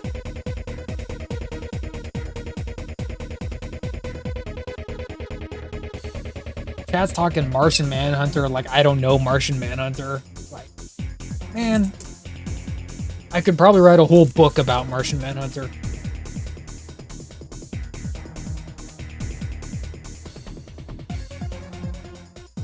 No one's favorite superhero. My absolute oldest Martian Manhunter comic. Back when he was still the main feature in not even his own headline series, House of Mystery. I actually, you know what? Like years ago, Baby Spider, I redrew this cover because this was my oldest cover and I loved having this comic so much. I had to draw it, so I redrew this cover in my style and it was very, very weird. I'm ready.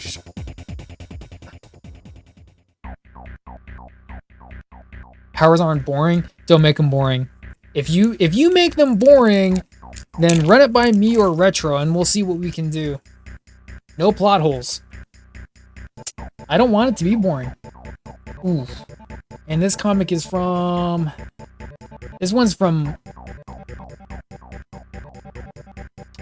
1964. So we got 1960s Martian Manhunter here.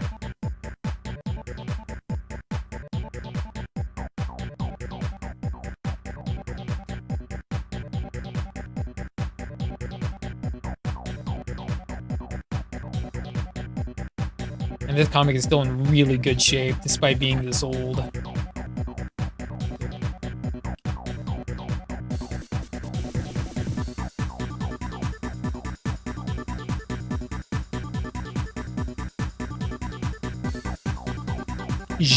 Jean's the Manhunter from Mars.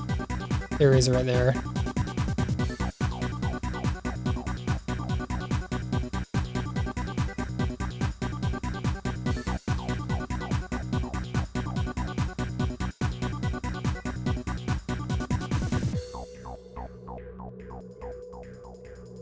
Spider-Man, we can toss out some ideas and concepts. Yeah, absolutely, Retro. I was already throwing your name out there saying, like, if you need some people to help edit your work, do not hesitate.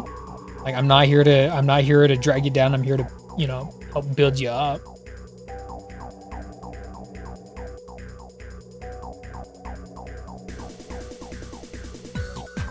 Yeah, you good, man. You good.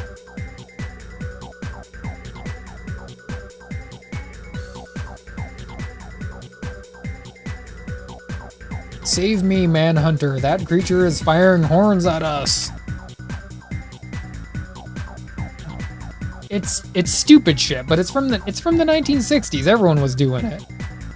See, this was back in the days when Martian Manhunter had like a little like Looney Tunes sidekick.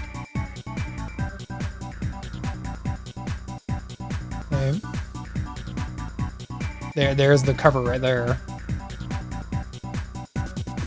Martian Manhunter doing the Martian Manhunter thing.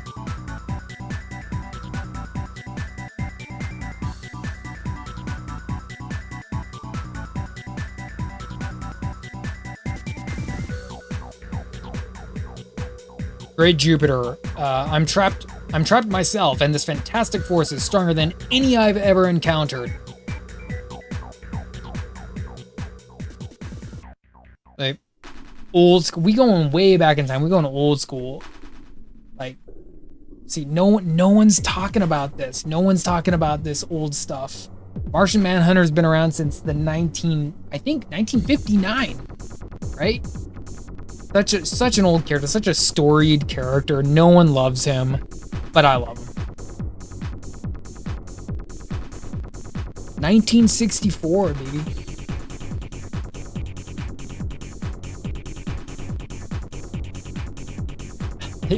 Yeah, man. Back into your plastic tomb you go. All right.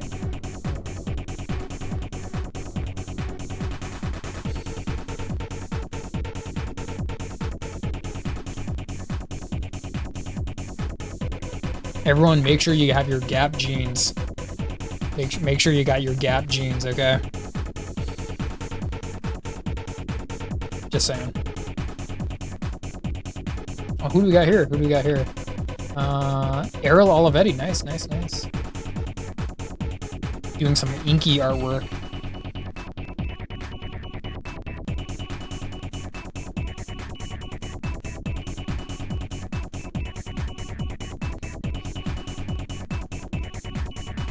Look at this.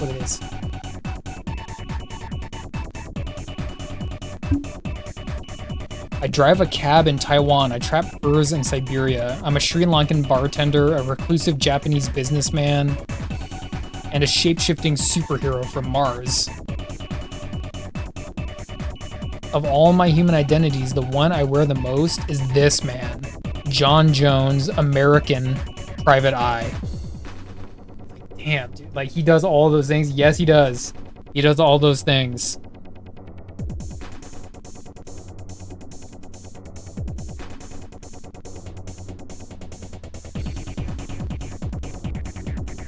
Alright, anyway. Let's get back to some artwork, dude. I'm just blabbing. There's some artwork.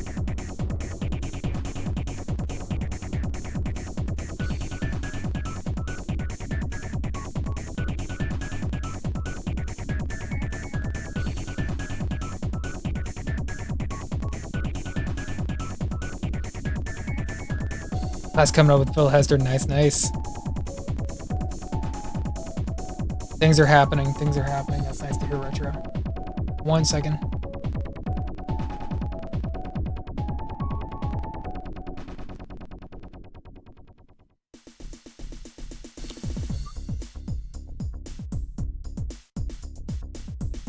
Get the Martian Manhunter comics out of the way. Go back over here. Change the music. Let's change the music. Do some rave pianos, huh?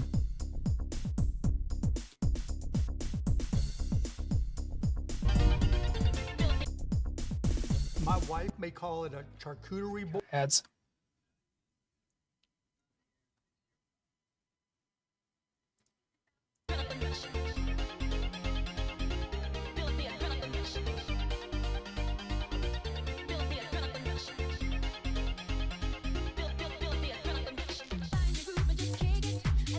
I'm not, no, yeah, not sponsored.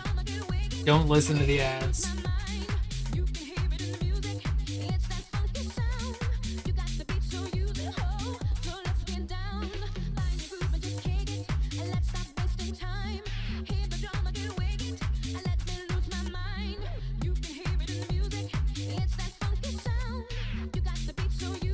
Don't listen to the ads. Just talking Martian Manhunter, talking Green Lantern, all that stuff.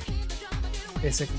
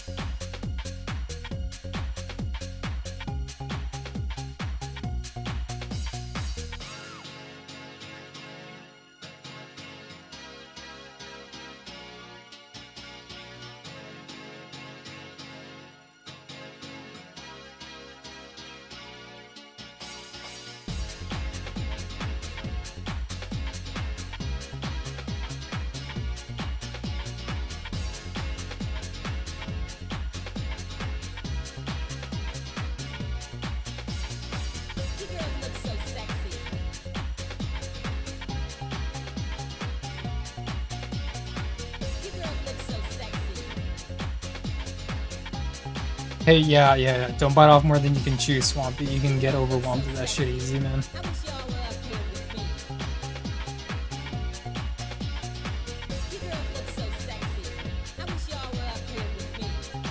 Y'all looking so sexy. I wish you was up here with me.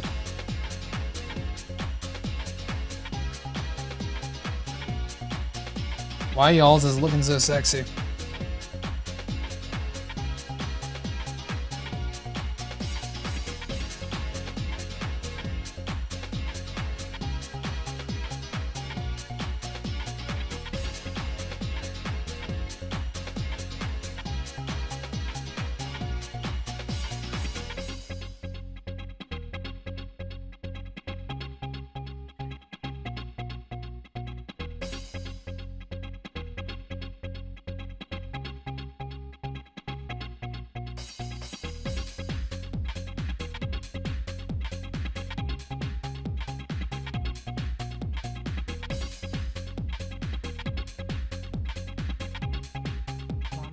Yes.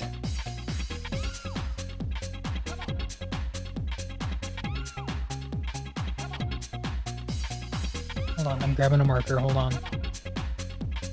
It's flat. Yeah, you're good, man.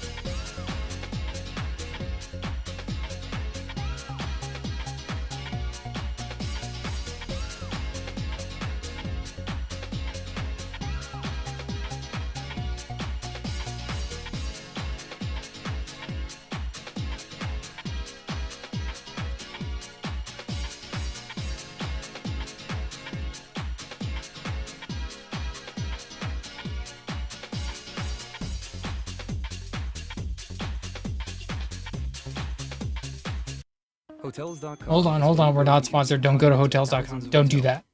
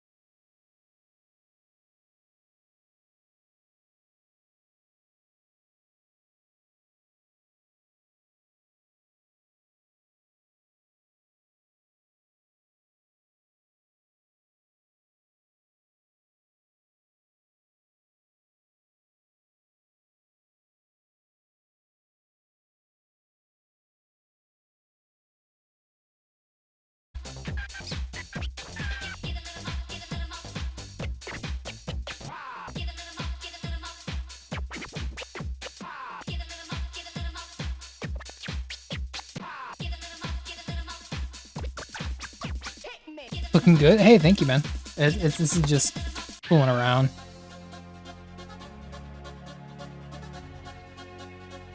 Best to determine a character's strength in superior terms? Strength? You mean like physical strength? Is that what you mean? Impressive as always. Hey, thanks, man. I'm just fooling around, dude. I'm just chilling around and fooling around. And thank you for sticking around and chatting. Of course, you're keeping me company. Everyone here is, and I thank you for that.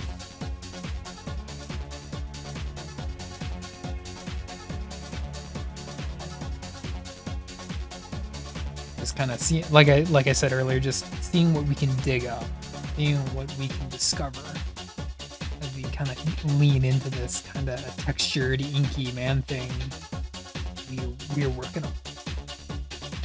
How strong is my OC? My personal OC? Where would I put him? Like, so the way I would probably describe it is he's probably floating around Spider-Man. He's probably not as good of a fighter as Spider-Man, but kind of around that martial arts class.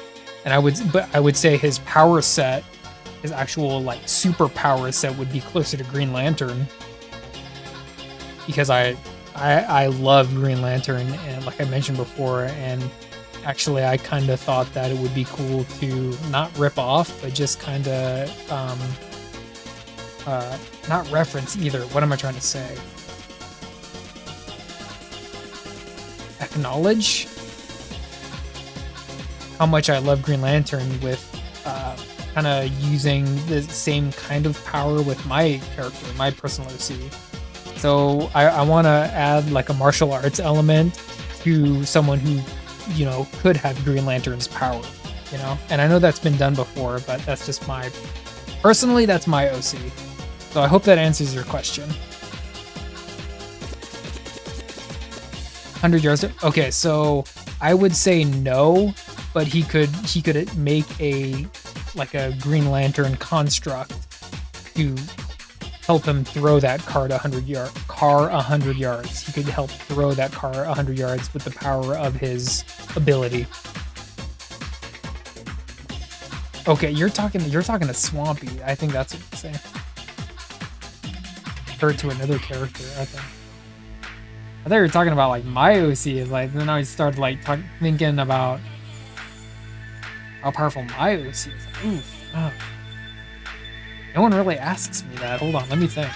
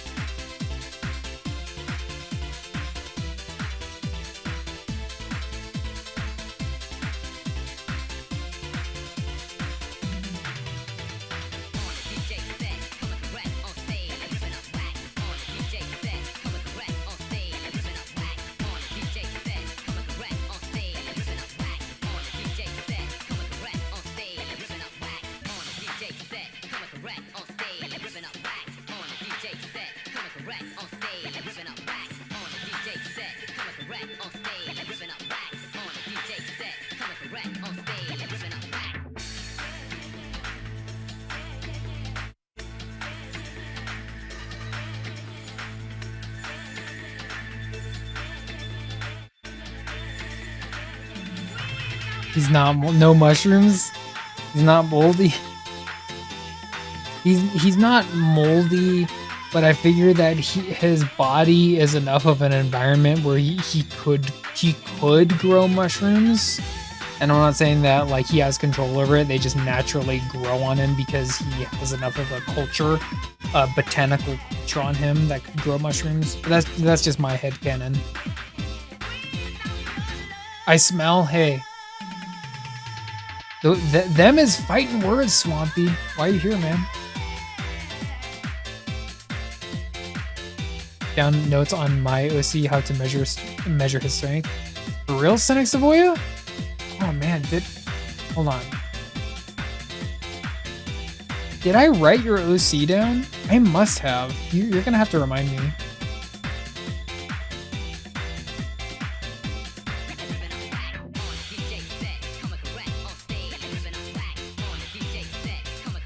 You're making one right now, okay.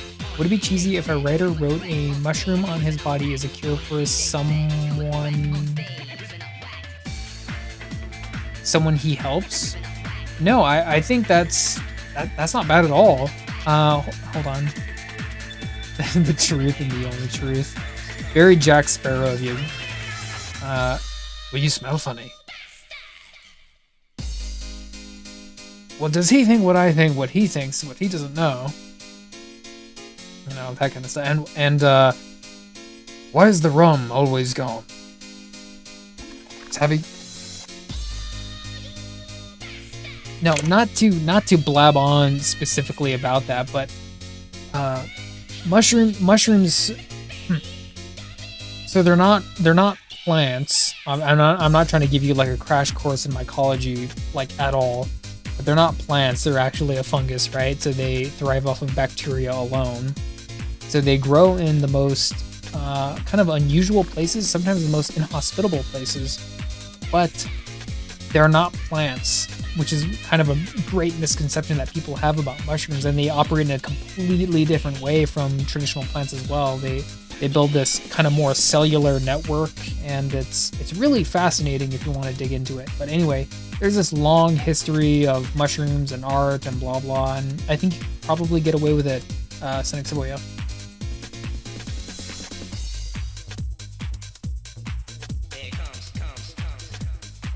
I don't know.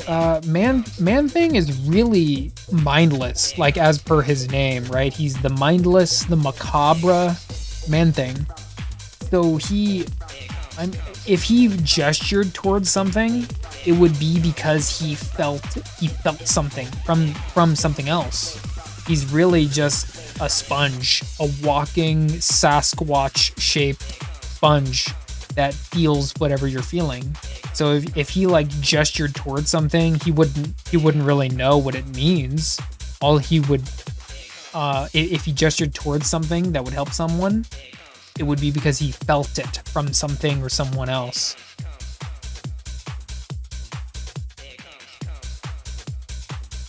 One second.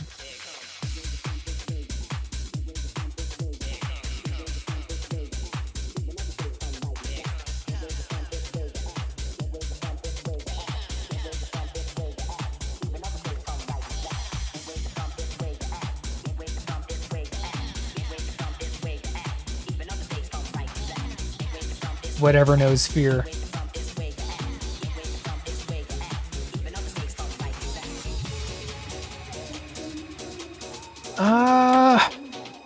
Like you really have to read the Man Thing comics to really get an idea of what Steve Gerber is putting down for Man Thing. But if I would have to explain it, person is dying, and he motions towards the mushroom, not because he knows it will help them as a remedy, but if the person that's injured or poisoned is maybe, how do I put it? So if the poisoned person is feeling dire and abject and lonely, then Man Thing would feel that, and because he felt that, then he would point to the mushroom, not because he knows it's a remedy, but because he felt someone else's abject loneliness, he would point to it. I think that's probably the best way I could describe it. Can you believe they put they put Devil Dinosaur in Marvel Rivals, but they didn't actually put Moon Girl in there. Like, Moon Girl looks cool. And I think reading into it, I think it's because they didn't want someone like the Punisher shooting bullets at like a little girl. And I completely understand that, but it's sad because it's such a popular game and she looks so cool.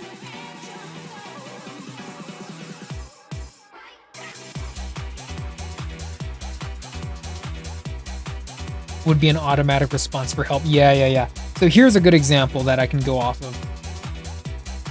So there was a Man-Thing comic that I read where a tree had fallen on a deer, and Man-Thing could feel the deer's feelings, and the deer just felt hopeless, frightened, lonely, and he was motivated to lift the tree off of the deer. Not because he knew that it would help, but just because he felt that it would help. Man-Thing is just all feelings all the time. So, going off of source material, that's how Man-Thing would help someone. Not because he knows it will help someone, but because he feels it will help someone. And I hope I'm not getting too esoteric in my description. What's up, Retro? Moon Girl's not a popular character and that nearly everyone dislikes her. Well, here's the thing. Everyone being the court of public opinion, right? So these are all adults, and Moon Girl is meant to be the scholastic book children's character introduction into like Marvel as a whole, right? She's kind of a gateway drug for kids to introduce them into the Marvel Universe. That's kind of her office and her status within the Marvel Universe. My issue is that she looks cool, she has a dinosaur, and she's not really represented in the game. Like, she's in there, but she's not a character model, and that kind of sucks because she already has a really winning design, I think. But again, you don't want to see someone like the Punisher mow down a little girl. And then I thought, well, Penny Parker's in the game. You know, she's pretty young too, but she's a teenager, which I guess is okay. Kind of weird. Why did you seem so bad that I had Retro? Because I never see you do digital art. I've seen you do traditional art. I literally have seen your page layouts, and they are on a notebook, a sketchbook. So I was surprised that you had a digital art tablet. I think that's really cool that you have one. But I've never seen you do digital art. I've never seen you do it on stream. I've never heard you talk about it. So of course I'm going to be surprised.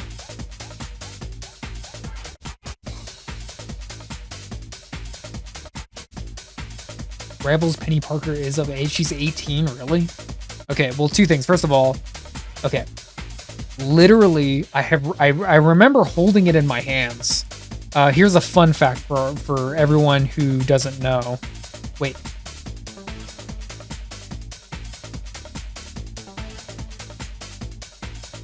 Now that I'm thinking about it, I don't know if it's the same exact comic, but okay, anyway. Blah, blah, blah. So, Penny Parker first debuted in, it was Tales of the Spider-Verse, and I read her first appearance, her origin story, right? This was like what, 10 years ago or something, right? She's not an old character.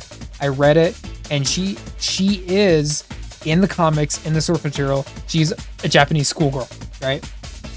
So for you to tell me that is interesting, because then that would kind of play with the dynamic that I already have of her, where she's supposed to be a young schoolgirl. Even in the movies, the Miles Morales, Into the Spider-Verse, Across the Spider-Verse, she's still just a young, small girl. So for you to tell me that she's like this 18-year-old adult, that's new to me. I didn't know that.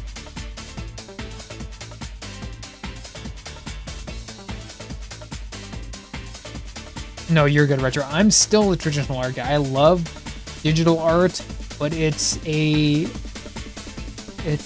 kind of a dubious love. You know, I kind of have to love it just because of the field that I'm in of doing visual art. I kind of have to love it. Yeah, that's kind of weird. So with that being said, you know, there's lots of laws out there that prohibit underage, like, kid or girl characters from getting, you know, literally shot at with bullets and blah blah, right? Because I keep bringing up the Punisher. So I can understand why she didn't make it in the game, but it doesn't make it hurt any less. I just want to see her in the game.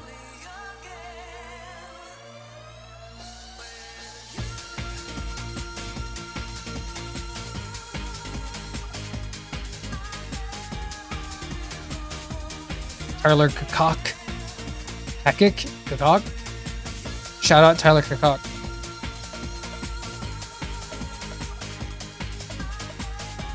Okay, see, so Vason knew the answer, right? So that's basically, now you're giving me the answer why Moon Girl isn't in the game.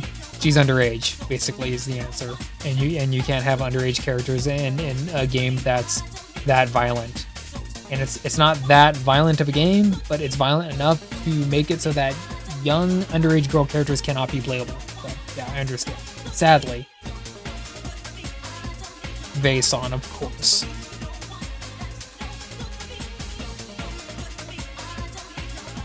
One second.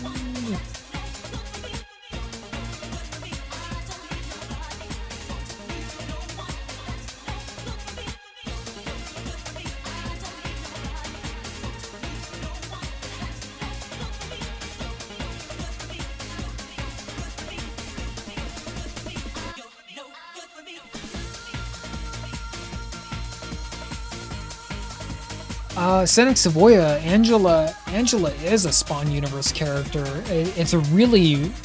See, you're getting me distracted. Angela is a very muddy and strange character to talk about because she was created by Neil Gaiman in a filler issue of Spawn. So technically, Todd McFarlane, the creator of Spawn, doesn't have the rights to Angela, and as such, they reverted to Neil Gaiman. He sold the character to Marvel, and she first debuted in Age of Ultron issue, I think it was 8, Age of Ultron issue 8.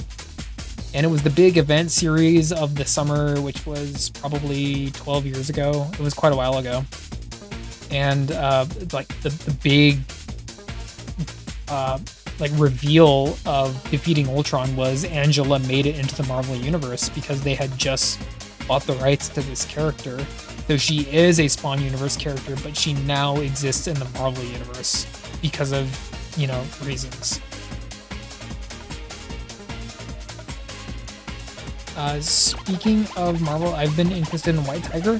White Tiger is a really old character. That one, White Tiger has been around since the 1970s. He was, I don't know if he debuted in Spider-Man, but he was definitely in Deadly Hands of Kung Fu.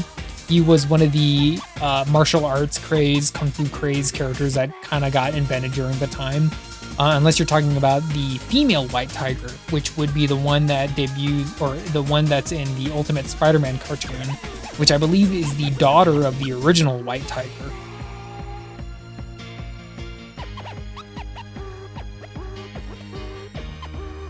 She was not only reintroduced, Senex Savoya, but reintegrated into the Marvel Universe. Whereas in the Spawn universe, she was very deliberately an angel sent to Earth for a mission. She was now, as per the Marvel Universe, the long-lost sister of Thor and the de facto leader of the angels in the 10th realm of the universe, known as Heaven, spelled Heven. Whereas before there was only 9 realms, there is now a secret 10th realm, and Angela was kind of the ambassador of that. The secret 10th realm of Heaven. And she was, so they kind of kept a little bit of the angel dynamic with her, but they reintegrated it into the Marvel Universe and put her into the Thor comic books, and that's how they put Angela into Marvel.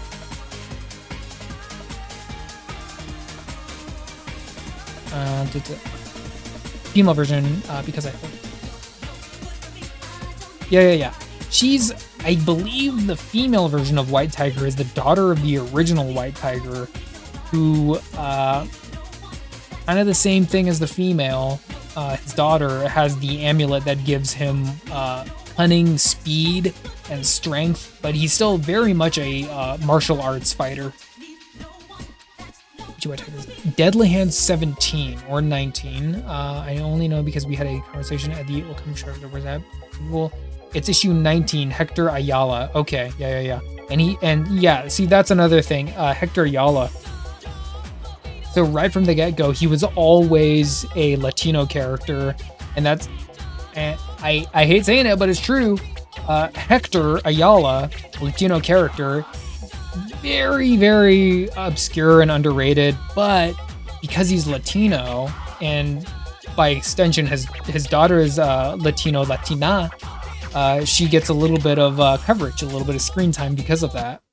Feel like your tooth sensitivity isn't severe enough to deal with? No tooth sensitivity. Hold on. New Sensodyne. Not sponsored. Hector Ayala, White Tiger.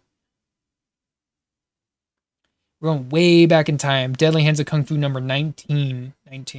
So I was right. It was either Spider-Man or Deadly Hands.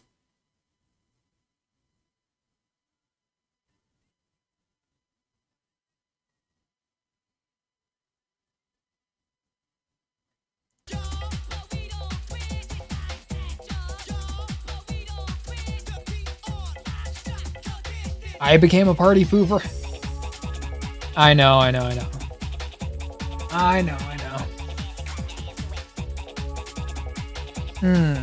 Hold on, let me redeem this real quick.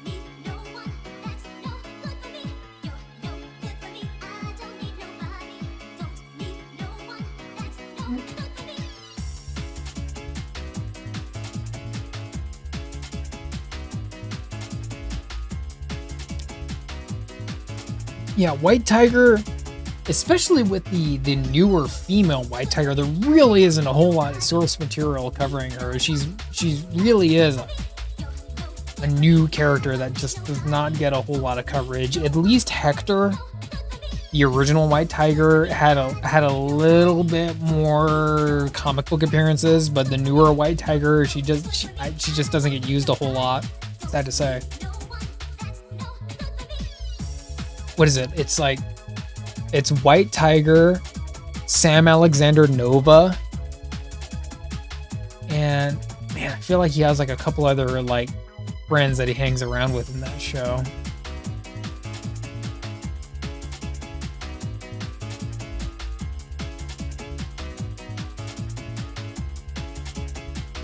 Yeah, I don't know. All right. Anyway.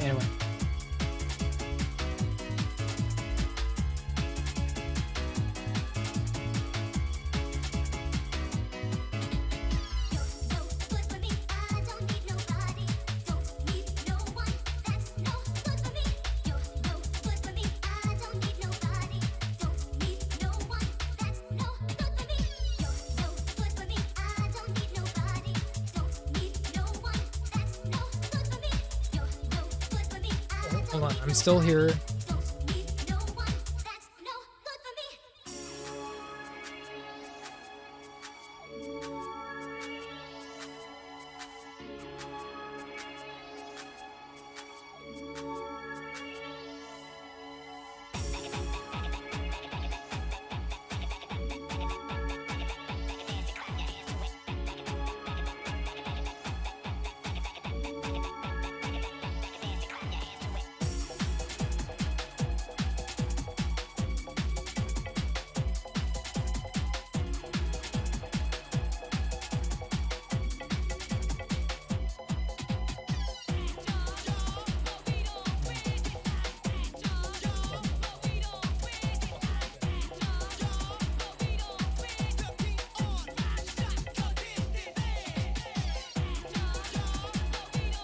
Captain Planet's concept was hella underrated.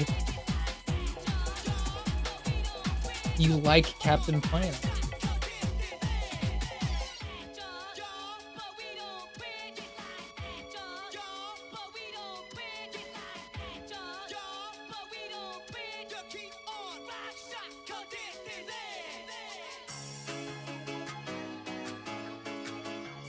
Hold on, give me 1 second. 1 second.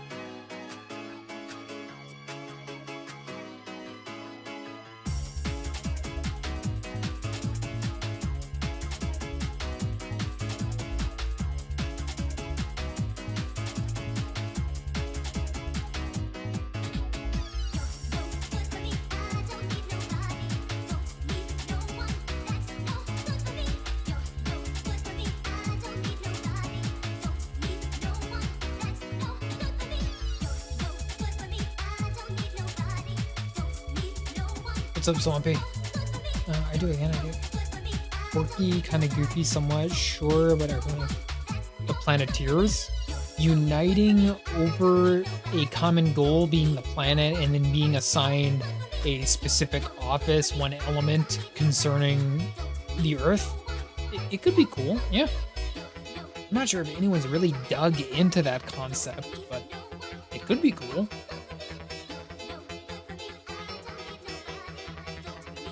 Unfortunately, Captain Planet so oftentimes just gets written off as just being kids' tripe. Unfortunately, that's what it is. But if you're asking for a newer, fresher, serious rendition of Captain Planet, like it could be cool, but I just don't think it exists out there.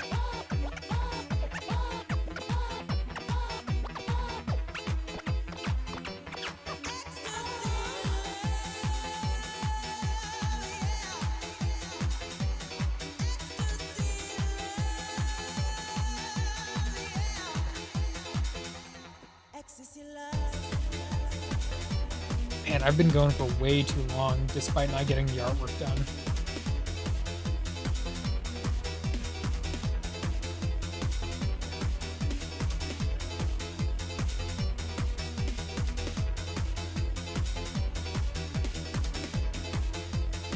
Someone I really dislike from Marvel or DC or any comic book, someone that I just really dislike and don't care for.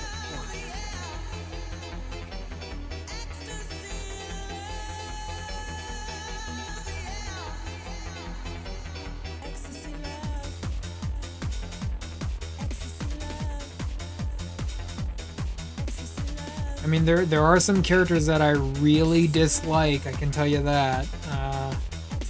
I'm trying to think of one that tops all of them.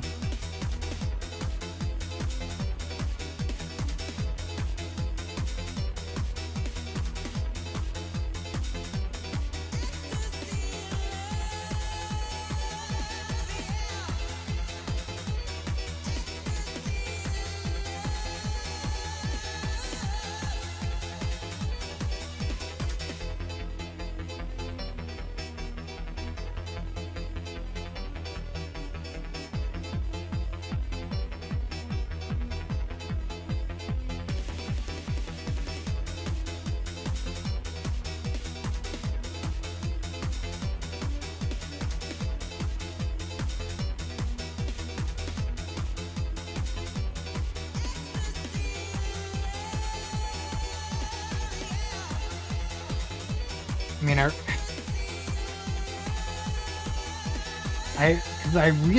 I want to like all the characters, but the one that's really jumping up to the front of my mind is probably the Punisher.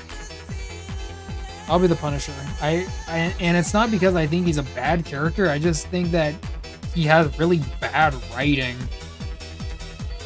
personally speaking.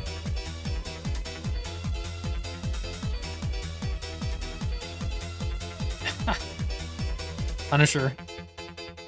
And I don't say it lightly. Like I want to like the character, but I think he got way too popular for his own good, and I don't think a lot of people really know how to write the Punisher, as far as I'm concerned personally.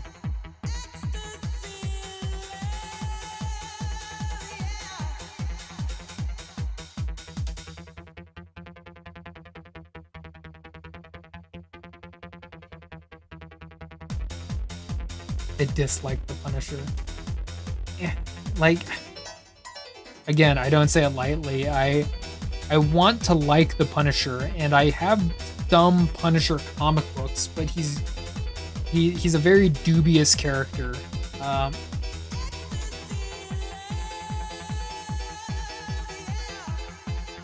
The only reason who do we got here? Oh, I'm sorry, I missed it. I'm sorry. It was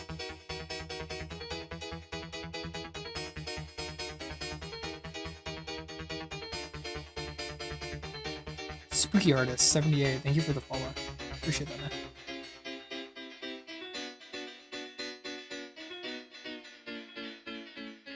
Okay, so anyway, just like really quick.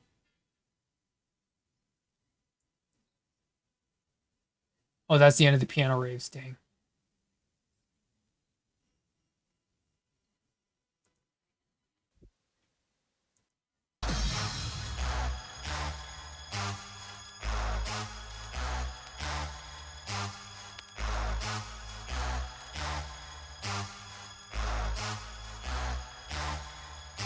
Last kill.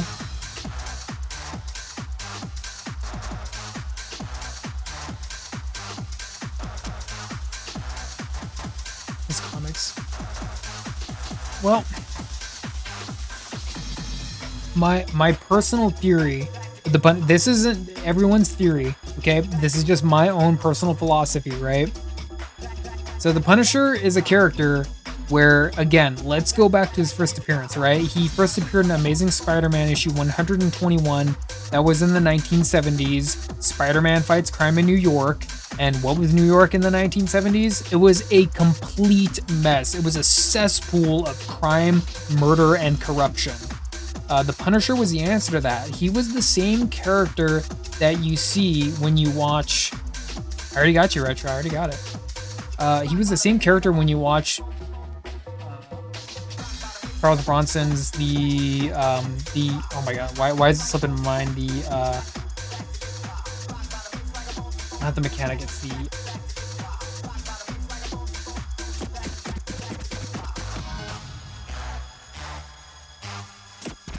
come on, help me out here. What is it? Charles Bronson is the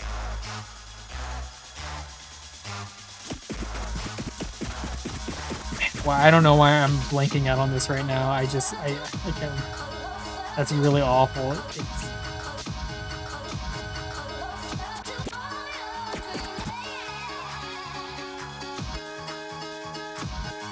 Jesus, it's not the Vigilante. It's Vigilante Justice in that movie, but it's called the...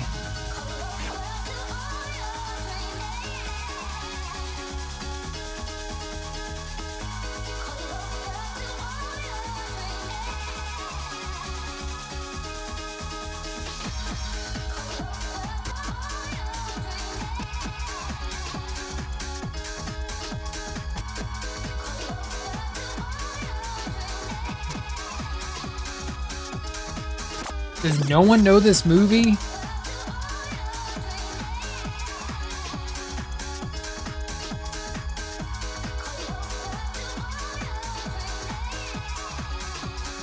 Death Wish. Why couldn't I think of that? Death Wish. Why couldn't I think of that? Jeez. Okay, so anyway.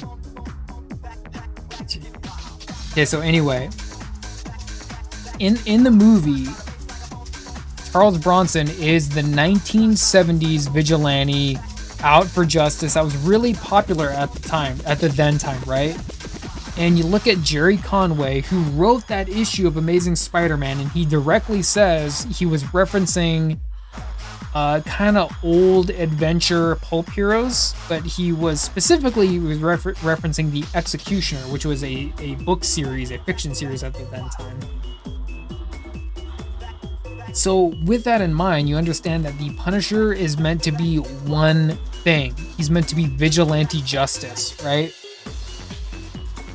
And so to me personally, when the Punisher is in a story that surrounds vigilante justice, and it's something that's just kind of like a one-off adventure, just like the continuing adventures of Frank Castle, then I can take him seriously. But he only, unfortunately, he kind of is like Batman, where he grew so popular. He started fighting Daredevil. He started fighting Spider-Man. Well, he debuted fighting Spider-Man. He started fighting Captain America. Like, okay, any one of those guys would mop the floor with Punisher. He is just a man with guns. And guns and superheroes don't mix. Not my words. The Tick said that. So he's not a superhero. He's a pulp hero. And so when you don't write his adventures as a pulp adventure, when you don't write him as a pulp character, I'm disinterested. I don't need to see some dude with guns fighting Spider-Man. It's ridiculous. It's redundant. It's superfluous. It's stupid. Unfortunately, that's what's popular. So with that in mind, I don't like the Punisher. I think that he's really great when you know how to write him, but I have a very, very different philosophy with the Punisher. I don't think he needs to grow. I don't think he needs to learn. I don't think he needs to go through character arcs. I think he just needs to be set on the next adventure, almost like a Sunday newspaper strip. That is his strength. Yeah, personally speaking. That's not everyone's take of the Punisher, but what is a man with guns going to do in a world where you have all these other ridiculous Doctor Doom, Skrulls, Galactus bullshit? He isn't going to do anything. It's because those things exist that allow the Punisher to flourish, right? Which is kind of the trap of the Punisher, because there's no one else that's just one-man war on crime with guns. He exists in the Marvel Universe because of that. So it's kind of like an embarrassment of riches, if that makes any sense.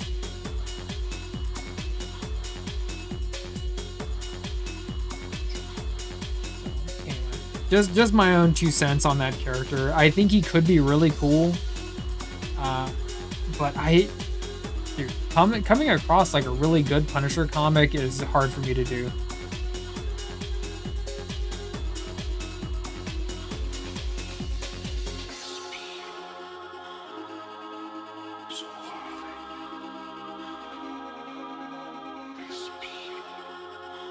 Kind of like John Wick. Yeah. And like, see, even the John Wick movies, and maybe I should go back and rewatch them, but he doesn't grow. He doesn't come to a new understanding of things, really, like if you want to stretch that definition. He just gets sent on his next murder spree, his next platinum rank, you know? And that's why John Wick is good, because we don't need to understand him. He doesn't need to grow. He just needs to be set loose on the next adventure, which isn't to say that the Punisher, you know, he's this rigid character that can't have like supporting characters or something or other, because he can. He has almost no supporting cast. He has almost no recurring villains. And that goes to show that he's a guy that really just needs to have like Sunday newspaper style adventures, like a serialized, very, very serialized. Check out the sound. He doesn't need to be Frankenstein. He doesn't need Iron Man's armor. He doesn't need to meet his dead wife. He just needs to move on to the next guy he shoots. That's what makes the Punisher good. And you know, if you want to lean further into that, go back into Pulp. Go back into Pulp comic book from the 1930s and 40s. These are the same characters that have this really, really long repertoire, and they just go on their next adventure. They don't need to grow or learn or come to a new understanding, because we understand the Punisher from the very first instance that we know him. He is a one-man war on crime. He will never change, he will never cease, and he will never compromise. It's literally built into his character design. He is black and white. He's very, very cut and dry about his stance towards crime and morality and justice. They to him are black and white. It's represented in his costume, and so he doesn't need to have his morals or his understanding tested. That's boring, I think. What's more interesting to me is if he just gets on his that's comfortable. That's what I like in the Punisher. If he becomes more of like a who would I compare him to? Like, I'm thinking of like old pulp characters, but I don't think anyone would know them.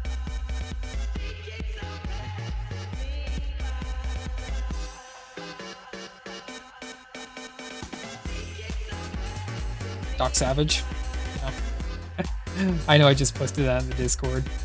You know, Doc Savage, the Avenger, the Shadow, Speed Saunders.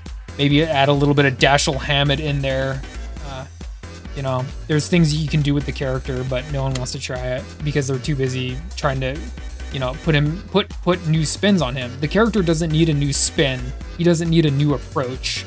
He was exactly what he was 50 years ago, back in 1970. What was that, 1975? You know.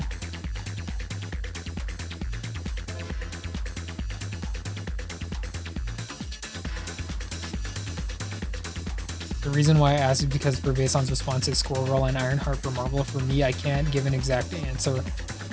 Well, here's the thing. Squirrel Girl has been around since the 1980s, so she's had her time in the sun. Ironheart has only been around for like 10 years, so there's really not too much to go off of for her. But I understand why you hate her. Unfortunately, Ironheart got a really shit end of the stick.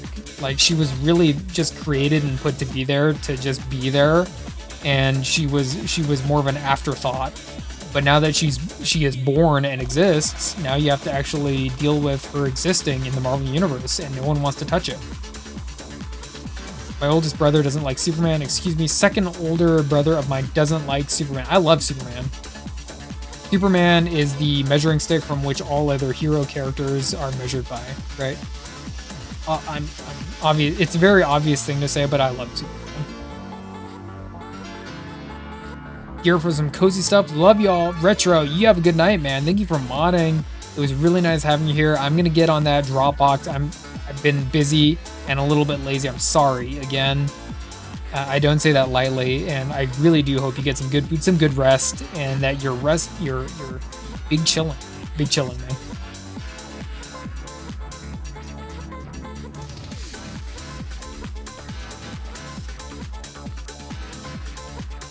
Any Ultimates in the real? What do you mean real classic? Ultimates is a completely separate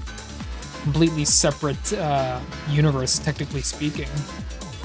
I mean, the Ultimate Universe has become so popular that it's kind of like rubbed off in the classic Marvel Universe. But I'm not quite sure what you mean by that. All-time favorite is Superman, and for Marvel, it's Daredevil. No, I got you, man. That's the answer. Okay.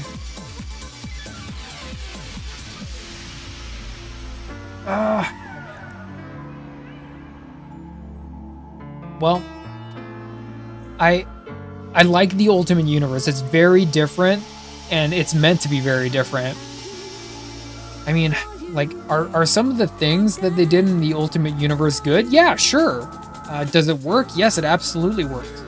But here's my biggest drawback from the Ultimate Universe, is especially with X-Men and the Avengers, which in the Ultimate Universe it was called the Ultimates, not the Avengers.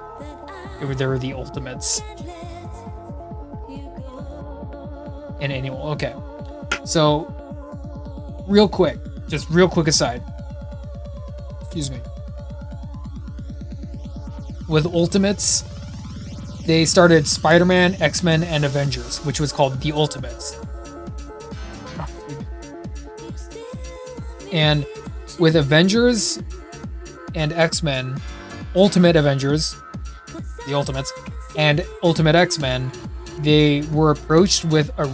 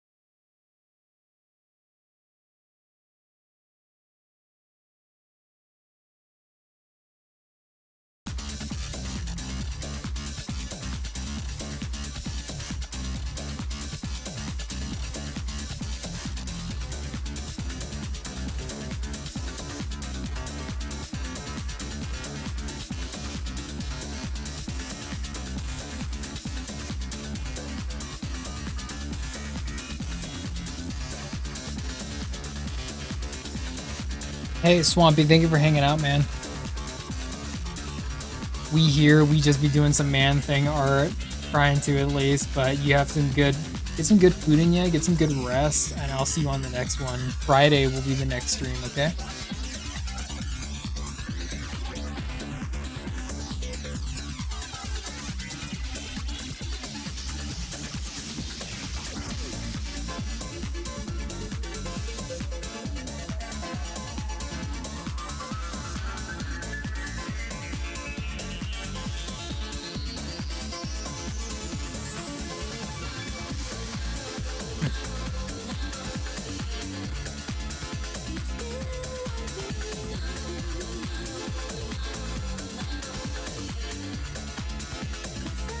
Give me 1 sec. Hold on. I need to grab a marker red over there.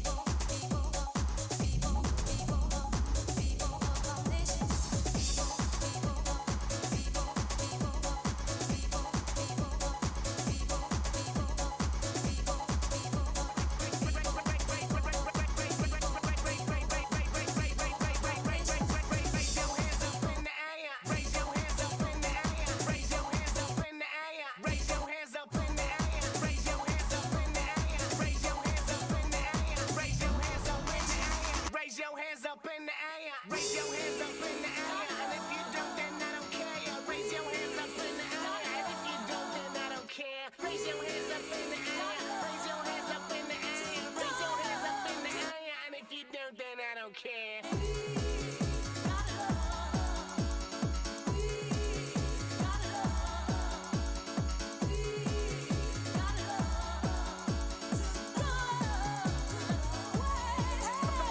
Raise your hands up in the air. And if you don't, well, I don't care. Raise your hands up in the air. If you don't, I don't care. I don't care. I don't care. I don't care. I don't care. Raise your, raise your, raise your, raise your, raise, raise.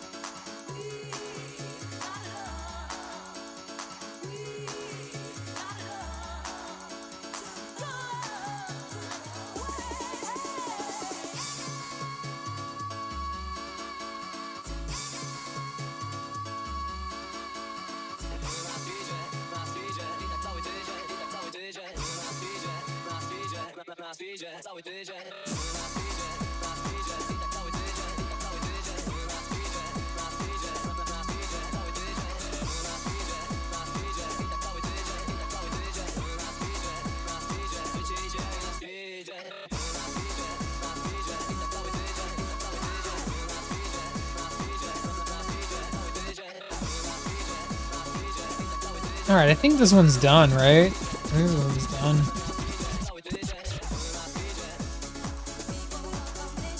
It looks okay. It's not my favorite.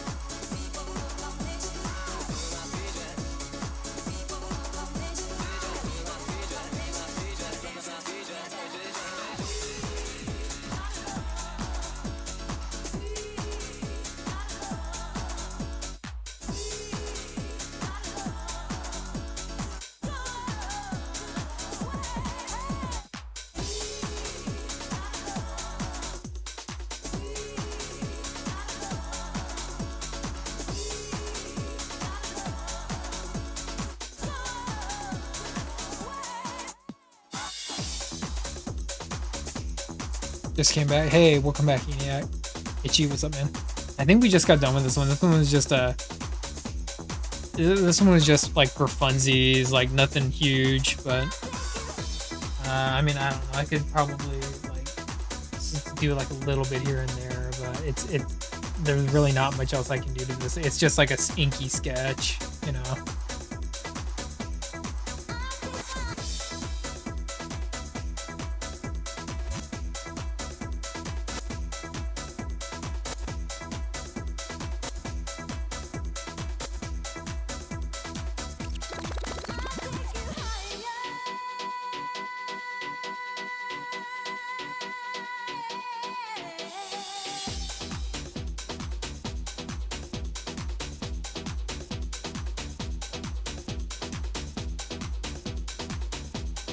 Hey, hi Erica, what's up?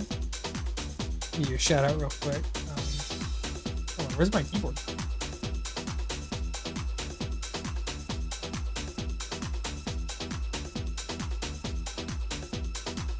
Or not?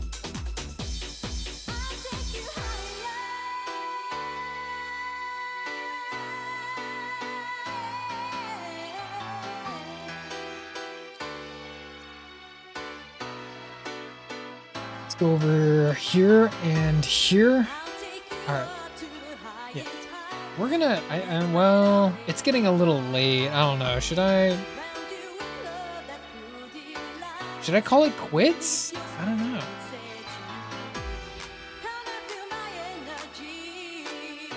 Let's take maybe like a short break, and then we'll figure out something. Our next art project to do, huh? Yeah, I know, right? Like, I'll see myself out. Yeah. Nah, hi, Erica. Hey, how goes the mermaid, by the way? I've been thinking about it day after day. The days just keep on rolling by, and I have not done my mermaid yet. But I hope that everything has been going good on your part. Hold on, let me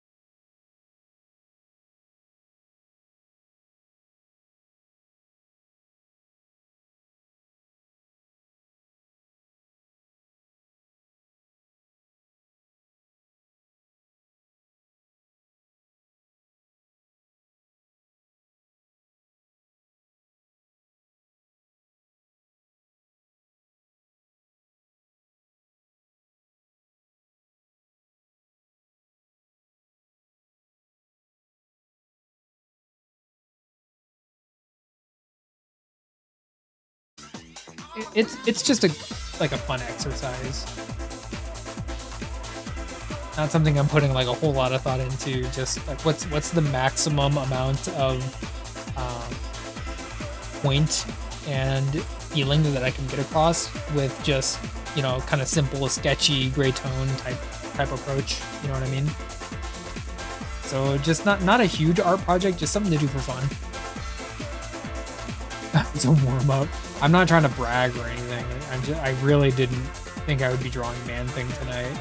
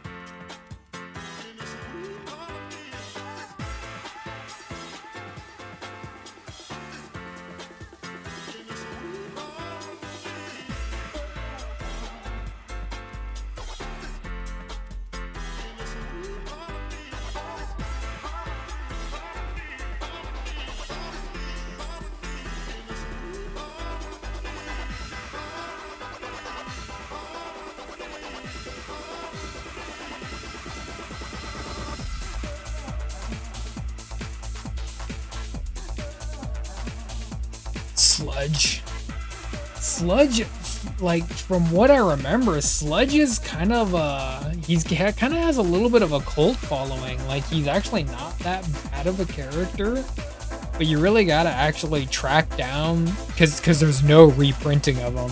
You gotta actually track down the issues of Sludge, and then read them to get your own opinion of them. So he's niche, but I've heard good things about Sludge. I've heard good things. Let me go to face off mode. Face off mode is right here. Okay, we're gonna do face off mode, and then we're gonna put this up for just a second. I will share a goodie real quick.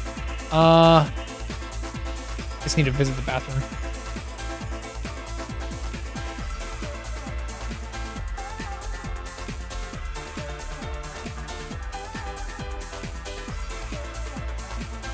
Sludge. I haven't heard the name of Sludge been invoked in a long time, and wasn't his name spelt like? Correct me if I'm wrong. Wasn't it like something weird like?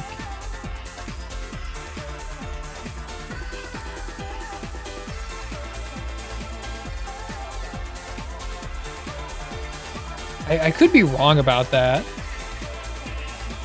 I feel like there was like one extra. It's just Sludge. Okay.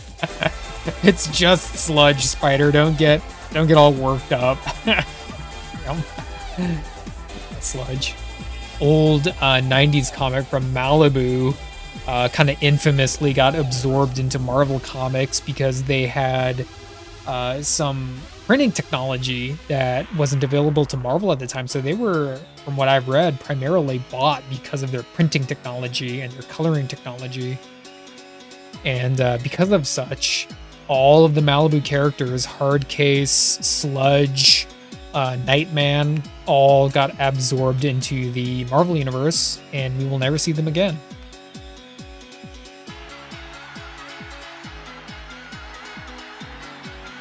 Sales were dropping by % that Marvel was theirs. Sales were dropping by a % that Marvel was theirs. Like they're... Oh, thought. Okay. That Marvel thought was theirs. Okay. Interesting. Not sure if I completely understand. They were getting... I know they were getting popular. Their marketing, especially back in the early 90s, from what I've read and seen, was very strong. They were good enough to get a cartoon show, and they were good enough to basically make it to mass market. So they were doing very healthy for a really short time. Let me see. And they also had Barry Windsor Smith on Rune, and that was also Malibu, if I'm not mistaken. Piece of the pie that. So what I'm reading off of what you're saying, Senex Savoya, is they were too much of a threat, and they were bought because they were eating too much of the comic book market pie for Marvel to be comfortable with.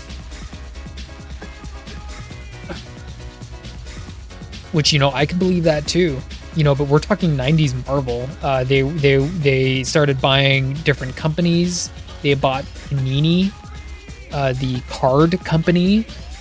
They bought so many other small companies that they filed for bankruptcy eventually in the 90s, and it was just a wild and weird time for Marvel for sure. Along with Image Comics, yeah. It was a comic boom for sure. Image was the one that was kind of leading the way for the independent publishers, and Malibu definitely followed suit. You know, you of course had other players in the game like Valiant and Dark Horse and CrossGen, Top Cow, you know, a whole bunch of them. Yeah, CrossGen. Yeah, there we go. I just mentioned CrossGen. That's nice.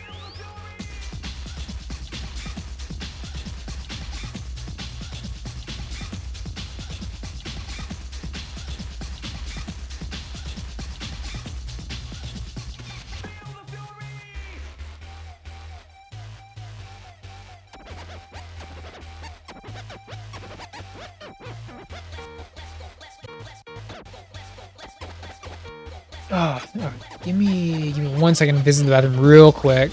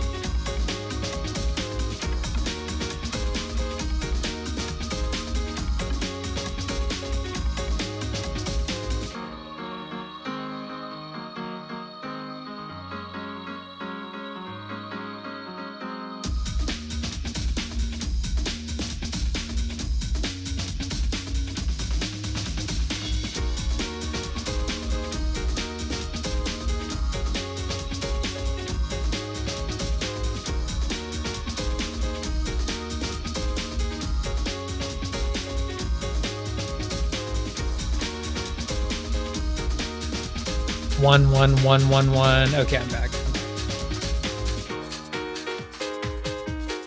Okay.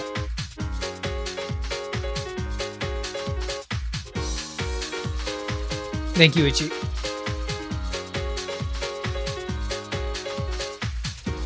Thank you, thank you.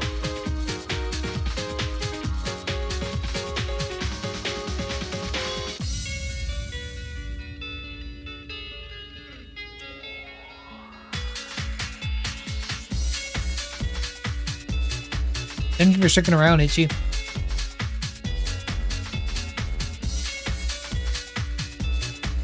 Okay. Okay.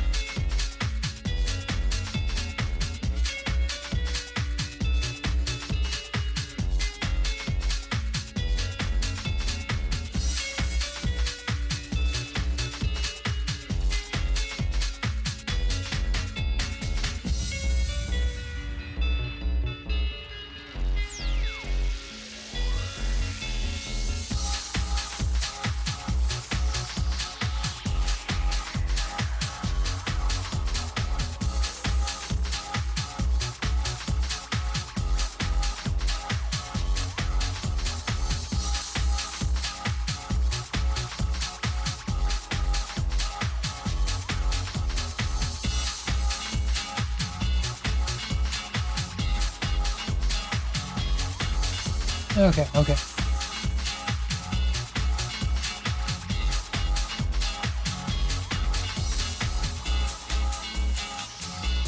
Saying about the MCU cinema only. Where am I? Where am I? I am right here. I am.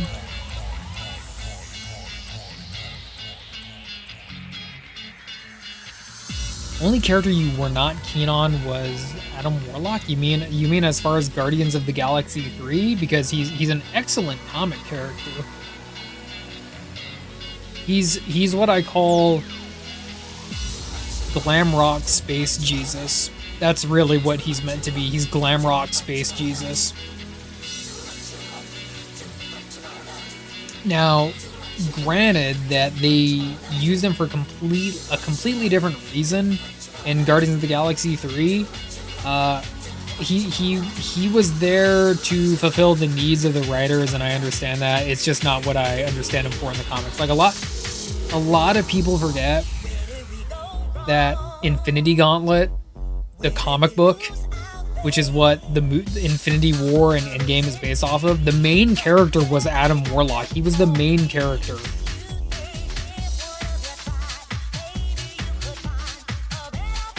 In the Guardians movie, no, he was kneecapped in the Guardians movie. He was completely different, really not the Adam Warlock we all know and love from the comic books. In the comic books, I love him. I think he's great in the comic books. He's florid. He's very florid. I think he can be interpreted as being pretentious too, but I like him. He is the only, like, I guess, kind of goofy messiah figure that Marvel has, and I dig it. He's glam rock space Jesus in the Marvel universe, and that's very, very cool and weird at the same time.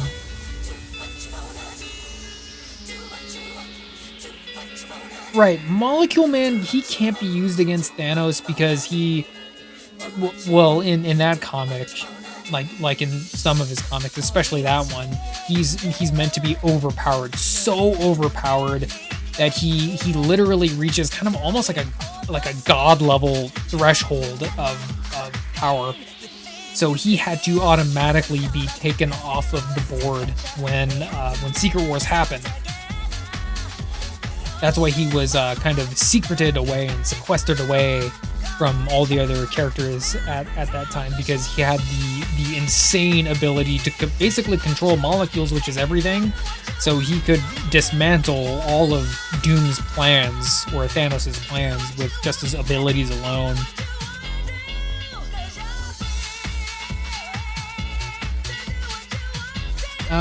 Well, it wasn't a cover-up so much as that he was more like just hidden.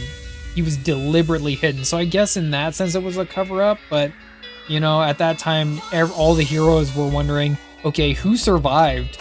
you know, we just had the Ultimate Universe and the Classic Universe and everything smashed together, and who survived. So they weren't really worried about, you know, Molecule Man, because they were just worried about themselves and who else was there. Molecule Man did survive and was hidden. So in that aspect, it was a cover-up, but no one was really looking for him in the first place, I guess.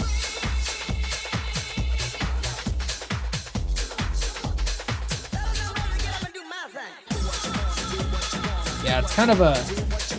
That comic is not for everyone. It's a good comic if you let yourself like it, but that comic is not for everyone. I personally did like Secret Wars. I thought Secret Wars was one of the better Hickman series, but I've met people before that have a real issue with Molecule Man and how he's in that comic book, and like the burger. You know, Miles gives him a burger and he decides to spare the universe, like stupid stuff like that. It makes your head a little itchy. But again, if you really give into the fiction, then it's not a bad story. I liked it. Itchy, yeah.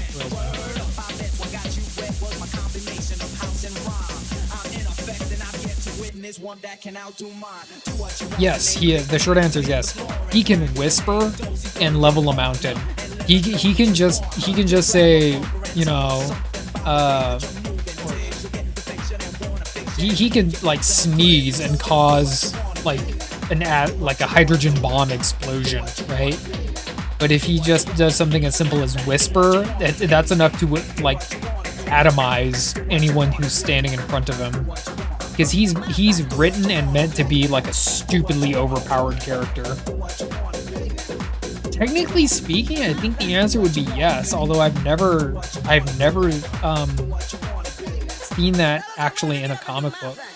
I've never actually seen him sneeze in a comic book or have that addressed. But I guess that's a good question now that I think about it. Anything with his voice, anything with his vocal cords, anything with his voice. So if you go, ah, yeah, you know, obviously you're dead. So he would have to learn how to sneeze through his mouth.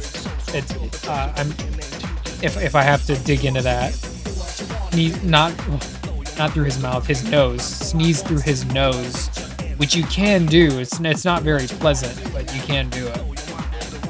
Right. That's what I was saying. Yeah. They're not always vocal. You can withhold a sneeze and you can sneeze through your nose, but then it's just all snot and all that. A nose sneezer. Dude, I am such a mouth sneezer. Like, I do the full on like war cry. I go shit.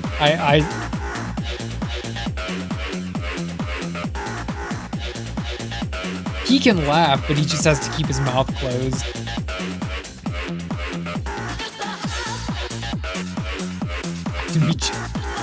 Itchy, be gentle. Please be gentle about it.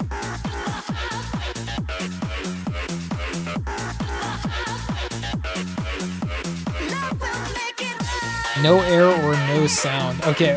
So on that note, I've not only has Black Bolt been in space and used his powers in space, and as absurd as that sounds, but I've literally picked up comic books where he's like in a spaceship and he just screams at space and then it propels the spaceship forward. Like he's the jet turbine to the spaceship just on his voice alone. And your next question is like, well, how can sound travel with no air or oxygen and all that? And I think the short answer is just comic bookery. It's just comic book stuff.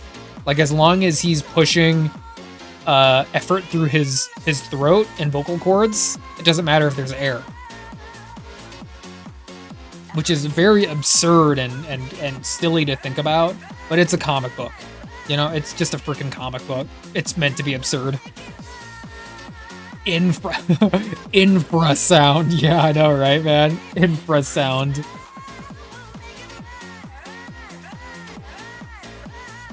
Well, mute. Okay. mutant is not magic.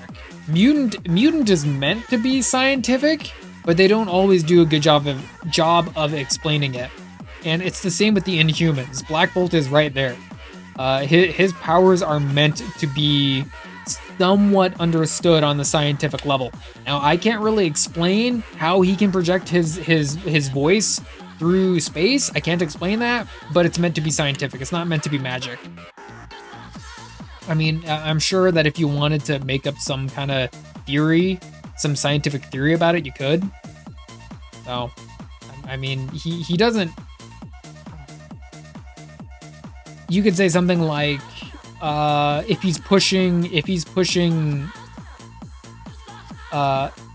exhaust out of his lungs and through his vocal cords, it will create some kind of chemical reaction within the air that expands the atoms, and it creates an atomic sound wave and blah. You know, it's that kind of stuff. The Inhumans and the mutants, none of them run on science. Is that what you mean, Bast? The mutants or the Inhumans? They're meant to run on science, the Inhumans and the mutants. Now again, the explanation might not be good, but they're meant to be scientific. They're not meant to be magical. Even though their powers are so fantastic, it comes off as magic. They're not meant to be that way. And if they come off as that way, then the writer has failed.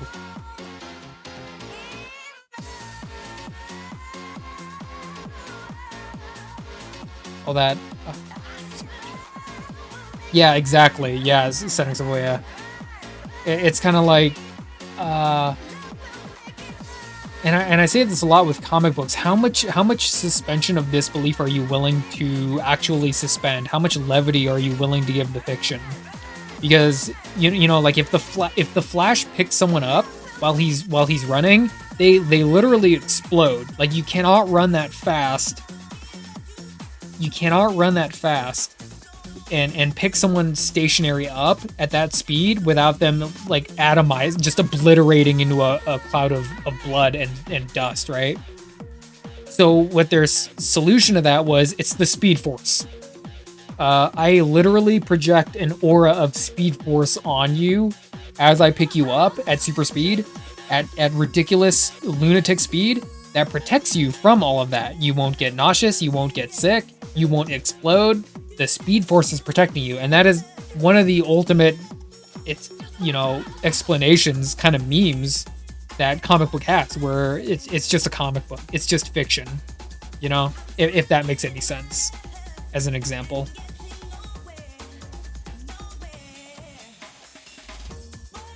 It's AoE, right? It's area of effect. How can he aim that? It would just be it would be like a ripple in a pond. It would just go everywhere in 360 degrees, right? Even towards himself. So, but because comic books need us to aim that clapping maneuver, it is aimed, right? And it's just so much cooler that way, isn't it? Because if we put that much science into the comic book, it's no longer fun. It's just not fun anymore. There is a limit to how much disbelief we can suspend and how much science we can inject. It works, exactly. It works. Right. Here's another good example.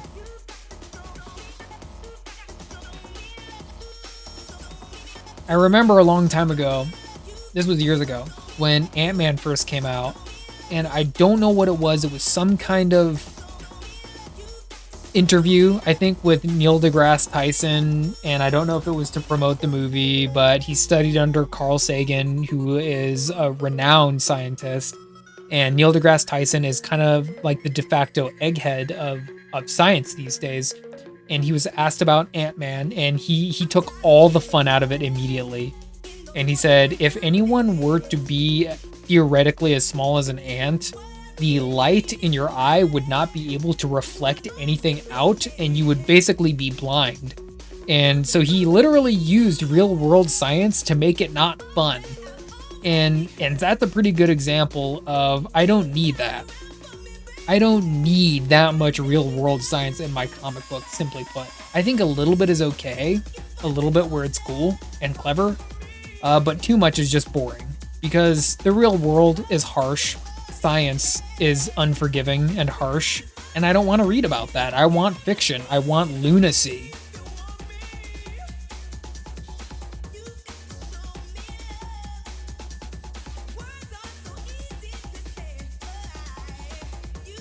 When Samuel shoots through a milk carton in a kitchen filled with oven propane gas. Samuel? What movie is that one, man? Samuel shoots through a milk carton? Itchy, right? It's restrictive. It's restrictive. And at that point, depending on who you are, subjectively speaking, how restrictive do you want your fiction? Do you want your fiction to be dialed up to the nth degree? Or do you want the parameters of science to dictate how silly it can get? You know, and that's going to change depending on what kind of person you are. Not everyone likes complete lunacy like me. You know, some people like their fiction with a dash of realism and science in there, and there's nothing wrong with that.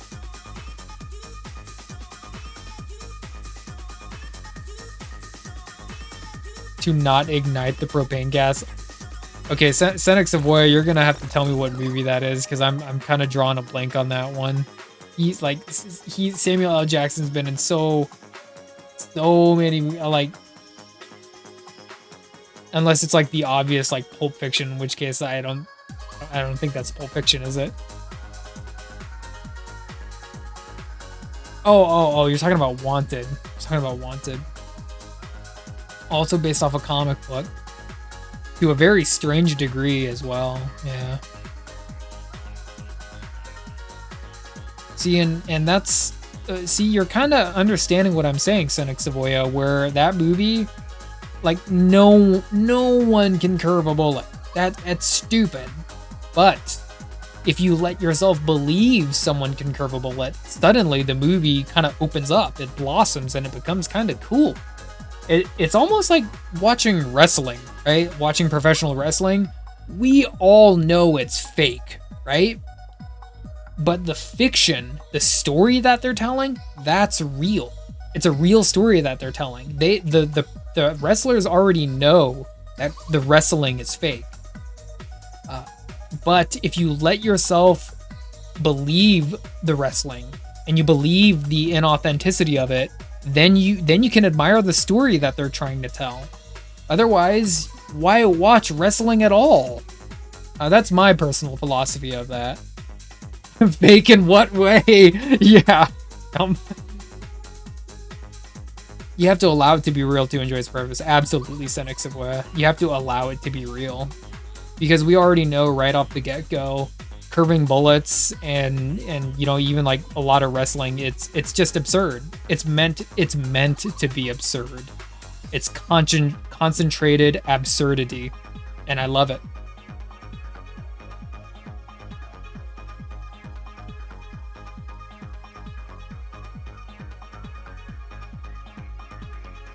It's real either way.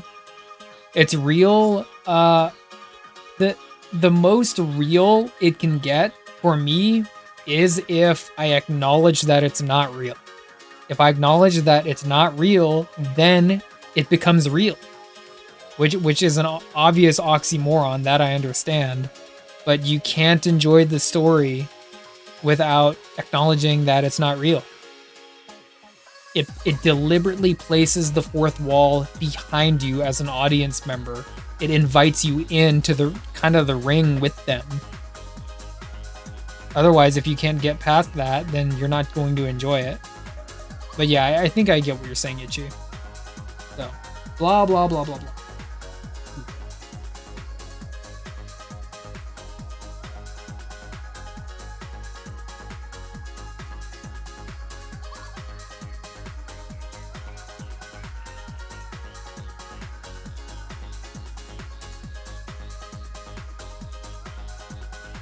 Thanks, Savoya. Thank you for that.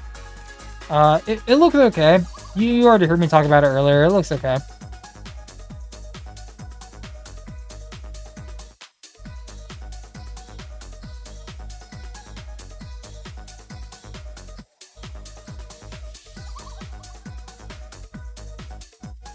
One second.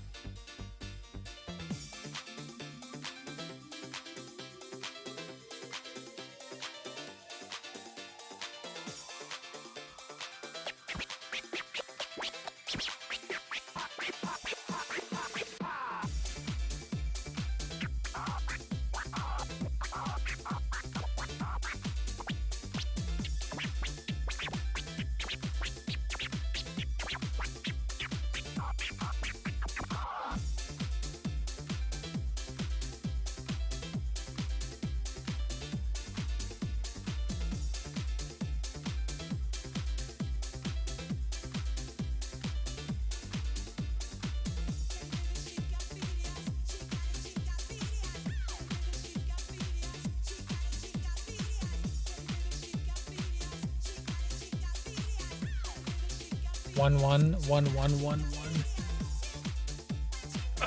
I'm sorry. Okay.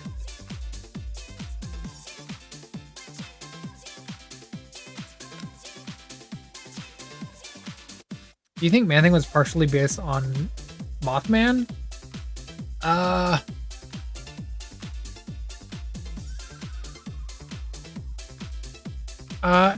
I think if I really have to take a stab at that, I would say the short answer would be yes. I think Man-Thing was based off of kind of an amalgamation and a fascination from, I hate saying cryptids because the term cryptids didn't exist back then in the 70s, but a fascination and an amalgamation of, you know, supernatural creatures that we don't understand. One of them being Mothman, right?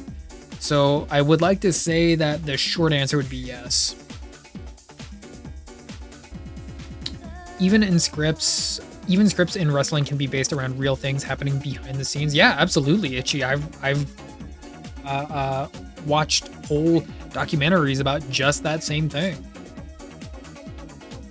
You think the wrestling world has crossed way too much into the drama than what used to be All in the Ring, like the old days? Okay, so when you say the old days, you mean like, are you talking about like the 90s, like kind of the golden era D-Generation X, or you're like going even further back in time? I would say that wrestling has definitely changed. I'm not this huge wrestling fan. I'm not this huge wrestling like savant, but I do love it. I think it has this really fascinating aspect to it, and it's almost like a real life comic book in some ways. With that being said, it's definitely changed. It's not what it used to be from the 70s, 80s, or the 90s, and I think the current like Raw, WWE, all that, I think that it's probably a little bit more dramatized, and maybe just not as good. Maybe just the material that they're working with just isn't as strong. I can't really say definitively, sadly, Senex Savoya. Yeah, absolutely, Itchy. Yeah. It is based on the work. Because it is performance. It's a kind of performance art. And in that performance art, they're telling a story. It's almost like a play and athletics, you know, kind of combined. So their continued success is not only based off of what they do in the ring and how well they perform and act and give, but you know, the other hand of that would be like, okay, like how is McMahon doing today? Because he's like kind of the other side of that thing.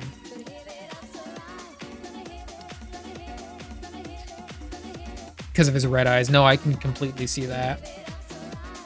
I can see the mental bridge that you're making there with that assumption. I used to think he was created from the film Legend of Boggy Creek, but Creek came out after Man-Thing. Well, I can't really speak about the Legend of Boggy Creek, but again, the Legend of Boggy Creek, whether it's some kind of swamp monster or whatnot, it definitely has its finger in the pie as far as what made Man-Thing. It was a, well, they needed to make a horror character, and they wanted it to be some kind of like earthen mass, and so they leaned into that, but also at the same time, you know, stories of Bigfoot and the Mothman and the Jersey Devil, and you know, all of this fascination back in the 1970s with the supernatural, with the occult, helped fuel Man-Thing into being born. It was all ring fight based. I used to remember watching if he could just use his move. He could beat this guy. Bad guys broke the rules, and the good guys had to stick to it and win by honor. Yeah, absolutely. See, like what you're telling me right now, it sounds like a comic book in motion. So all that does is serve to make it even more, I guess, committed to the idea and the philosophy that I already have with wrestling. But no, yeah, I understand what you mean. Like, oh man, like there's this huge plot hole. If only he could use his signature move, then this fight would be over. But I guess the producers and the writers, and the powers that be that make the story make it so that's just not the case. He can't use a signature move. He can't hit him with a pile driver, even though he could have, because what's more important is the story they're trying to sell and how they perform it. It's a very weird dynamic.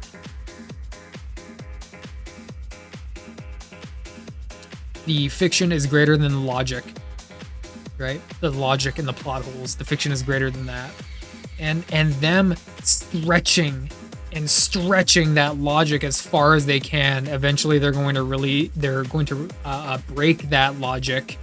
It's like a rubber band that can only be pulled so far, away from the point of realism or even storytelling. And you just stretch logic so much that eventually it snaps, and then the story becomes just complete absurdity and unreal, unwatchable. Kind of more like a cartoon or like a dream. It just doesn't make any sense. It's nonsense. WrestleMania ruined it. Good as it started out to be, it changed it. Like, WrestleMania has been around since the 1970s. You mean like it started out good, but then because times changed and because it was meant to be the big wrestling event of the year, it kind of got abused, and it got used so much that eventually Brock Lesnar beat The Undertaker. Like shit like that happens. So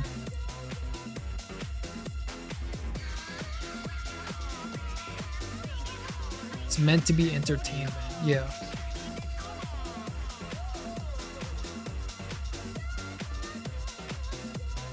It's one of those 30-year soap opera like General Hospital or what's that other one?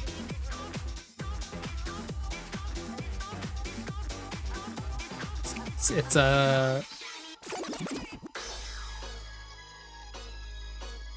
it's not All My Children. It's called Days of Our Lives. Yeah, Days of Our Lives.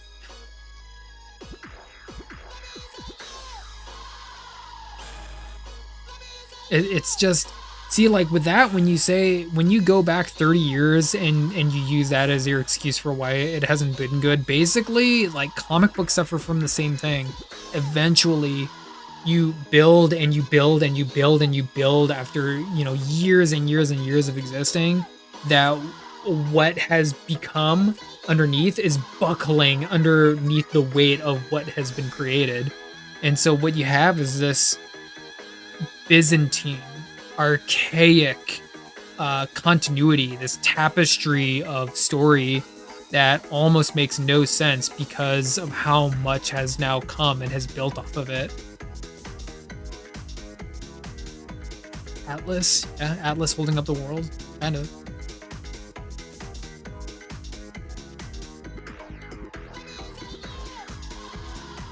It's so fake. No. Aha, Erica, I'm right there with you. I was the same way. There was a very, very dubious element to wrestling when I was a kid. I understood it, and my family and parents understood it as just being like entertainment and fake. And it was just something that I wasn't a part of, but yet a lot of other kids and people around me just loved it, and I just could not for the life of me understand why. Because I think traditionally I was in this mindset where it was meant to be athletic, and I didn't know. I didn't know that it's not meant to be athletic. That's just a flourish. That is something that's tagged on to it. The athleticism is a bonus. The realness of wrestling is the story. It's not meant to be real. Like I said earlier, once it's real, you can't enjoy it. Just like me as an 8-year-old boy. I understood it as being real and therefore not enjoyable. Oh, it absolutely can be blurred. In fact, in wrestling, it has a name. It's called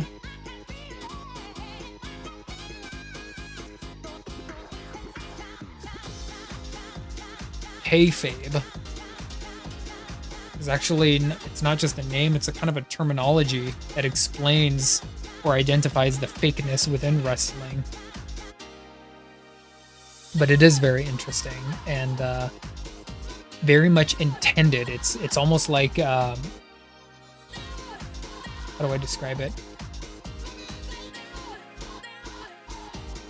Weaponized perception of reality.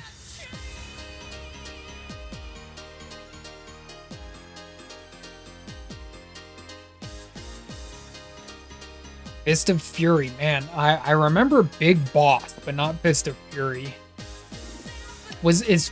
Okay, remind me, is Fist of Fury the one where he's teaching a school, he's in or teaching a school in China, and then the Japanese come and they take over his school and they make it karate based, and then he has to like come and take it back? I remember Big Boss. Yeah. Chinese Connection is the second one. Okay.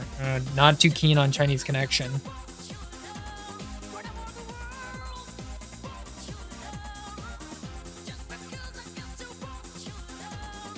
Okay.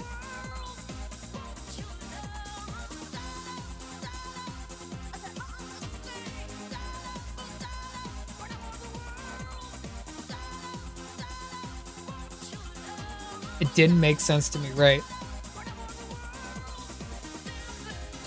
No, I think I was right there with you, Erica. I was kind of the same way. Why would you watch it if it's meant to be athletic and they're very clearly hamming it up, right? But that was my problem. It was never meant to be athletic right from the very beginning. He's very brutal in it. In Fist of Fury. Okay, well, I don't know if that's the movie that I'm thinking of, but so that would have been like the early 70s, like probably 1973, like the early 70s.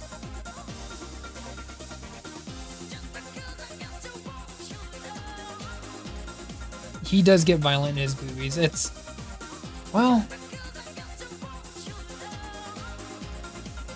I don't know. I would have to dig into that, like, cause like Hong Kong cinema and Shaw Brothers cinema, Shaw Brothers movies, those are violent movies. Like, they look stupid. They're very goofy, but they're meant to be goofy, but they're also very, very violent and bloody. So I think it was following suit at the then time of just, you know, being a gory movie, being a bloody kung fu action movie. That was the standard, I guess you could say. Pre-steroid wise.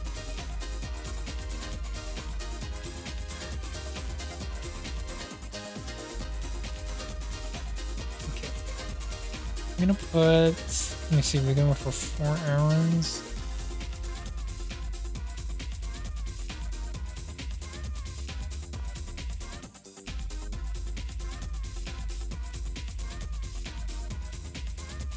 Okay. I'm still here, I didn't go anywhere. Yeah, wrestling is pretty cool. In fact, I have an OC that I have that is he is a wrestler, but also a superhero. And I thought that would be just like, it would be such a cool thing to have a superhero that's, you know, acting like a wrestler because that's his background, but he's also like hamming it up and trying to be a hero. I thought could be a cool angle. You know, I'm eating from a little bit of Booster Gold and Wonder Man when I talk about such things, but I thought it could be a kind of an interesting angle because there's such a unique and juicy relationship that wrestling has with comic books and comic book superheroes. I mean, it's almost like watching an actual comic book in front of your eyes when you watch wrestling, especially like 90s wrestling. Like, I hate calling it the golden age, but it kind of was for many people, the golden age of wrestling back in the 90s, maybe a little bit of the 80s too.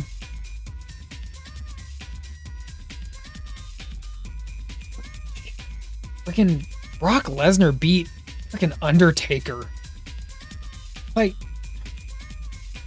and that's like by today's standards, that's ancient history, but like, really, people? Come on. Ugh. I don't want to talk about that.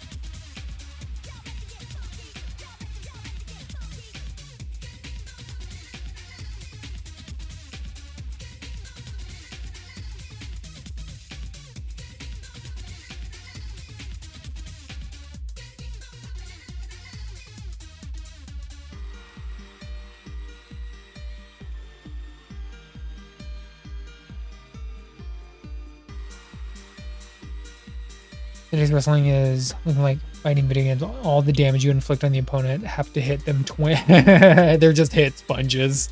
Hit them 20 times to win.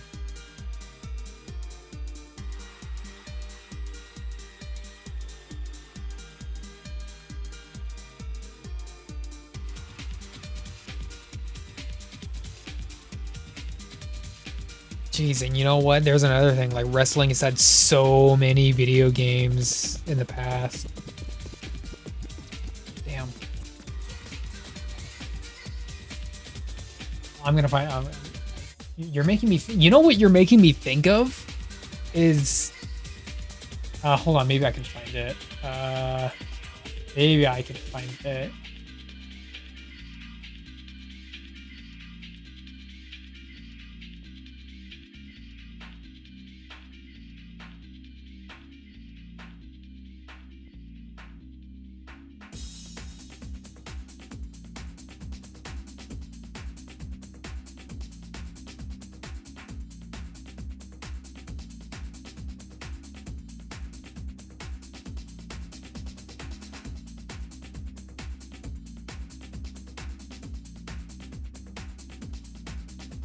Types are underrated, jeez.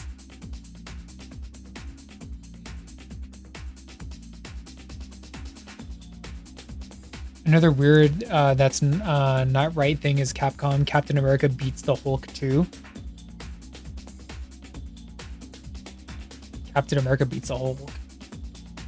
In what? Like in the Capcom video games? Is that what you're saying?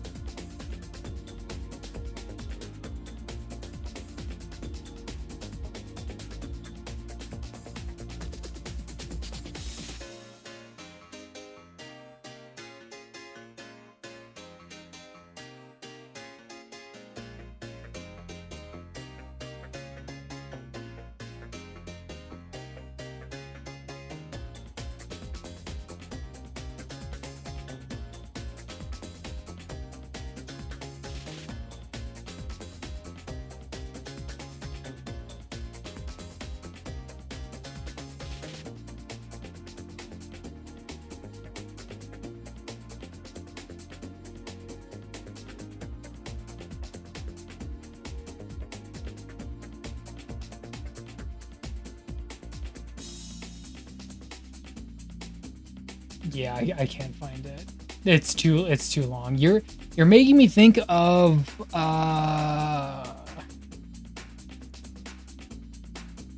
Kinnikuman, which was a really old Japanese anime that is just based off of wrestling, and it marries the elements of absurdism with wrestling to a very fine point, I think.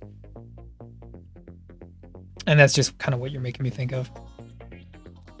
Other ordinary human fighters aren't even damaged by the superhero characters. I mean... Okay, so you mean like when you pick up a game, when you pick up a video game and you can literally select Captain America and then fight the Hulk, you don't buy it, basically is what you're saying.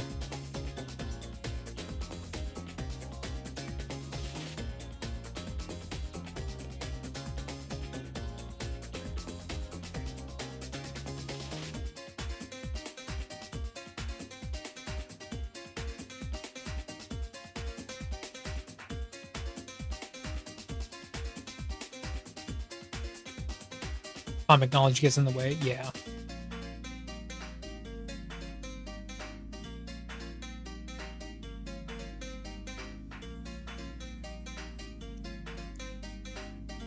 Okay. Well, it's kind of the same thing with wrestling. Where's my? It's kind of the same thing with wrestling. If you're going to let yourself believe in the fiction and the story, then you have to let your comic knowledge take a little bit of the backseat. Like I completely understand what you mean. Oh, excuse me. But when I'm interacting with a video game, the most important thing for me is to have fun. Have fun and, you know, worry about lore and comic stuff second, right? Because then at that point, like you're never gonna stop racking your brain about it, right? And it doesn't have to even be like comic books. It could be like any fighting game at that point, you know? Like you can play Smash Brothers and then wonder like why can you select Jigglypuff and still beat Bowser? That doesn't make any sense based off of all of my Pokemon knowledge, based off of all of my Mario knowledge, right? But it's unimportant because what's important is I need to have fun. I need to have fun beating Bowser as Jigglypuff, right? So it has to take a little bit of a backseat. Kirby, yeah, there's another one. Kirby versus Donkey Kong, right? Yeah. It can get in the way sometimes. Comic knowledge is excellent for lots of things. You know, movies, games, you know, all sorts of stuff. But if you're trying to play the game or watch the movie, sometimes it can be a little bit of a hindrance. Yeah, you have to surrender a little bit of that when you engage. You know, just like how you have to suspend a little bit of you know, reality. You know, you being a comic nerd just like me, I have to surrender a little bit of that when I go in and watch a movie, right? I know this isn't my version of Green Lantern or blah blah, right? So with that, knowing that, can I still let myself enjoy it? Or am I so entrenched in my knowledge, I've become elite? Because I've met those people too. It can be a slippery slope. It can be a slippery slope.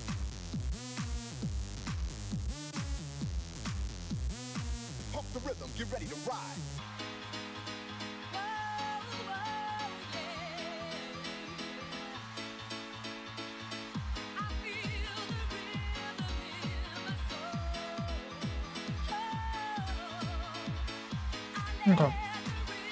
Oh.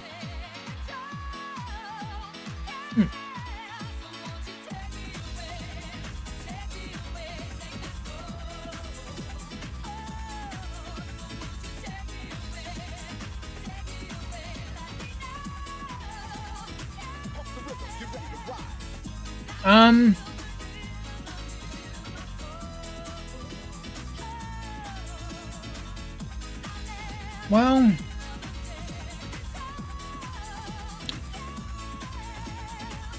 okay, let's not mince any words. The airplane scene in Superman Returns is the best scene of that movie. That is the most iconic. It was what was in the trailers when Superman Returns had movie trailers. It is the most iconic part of that movie. It is the most attention grabbing. I think if Richard Donner could have done it back in the 70s and the 80s, he would have done it. But, you know, technology at the then time. So, with that being said, no. I don't want Superman to take that plane and to land it somewhere else, like on an airstrip.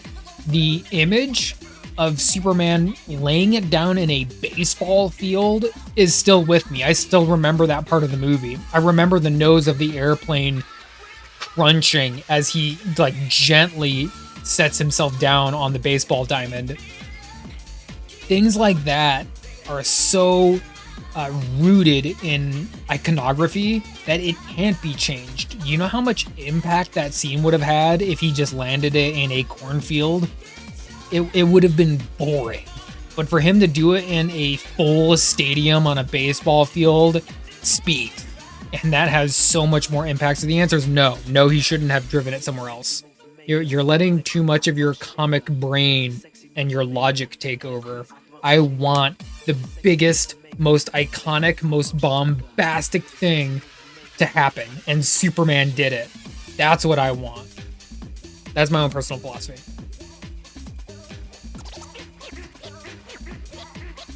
Don't settle. If you're Superman, don't settle. Don't fly it to a cornfield. Put it in a freaking baseball diamond in the middle of rush hour traffic. You know, I just want the biggest scene possible because it's the biggest stage, it's the biggest hero. So don't settle, don't hold back. Make an entrance. Yeah, I'm here, everyone. I'm Superman, did you know? I finally came back. Freaking movie. Freaking Superman Returns. Damn, dude. Superman Returns. Jeez.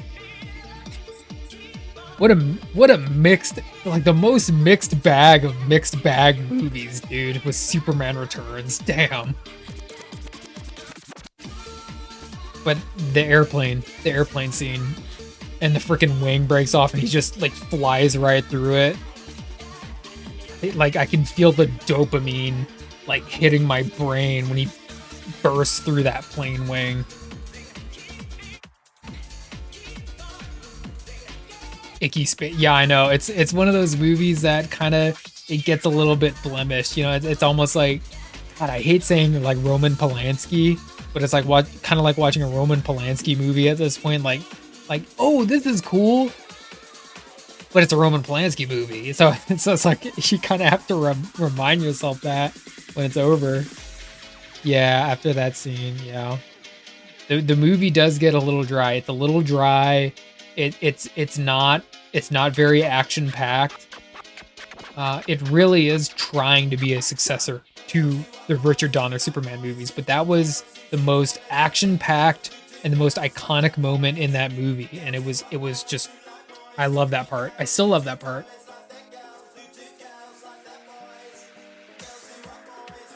Yeah, and you know what? It's like there's another guy, Kevin Spacey, right?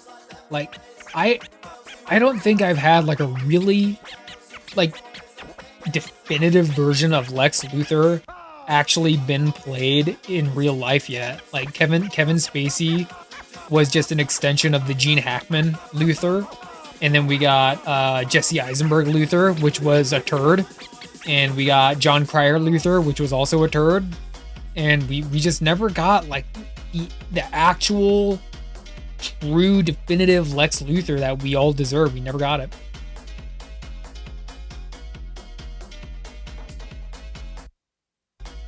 An IV on him? I don't remember that. Why would Superman need an IV?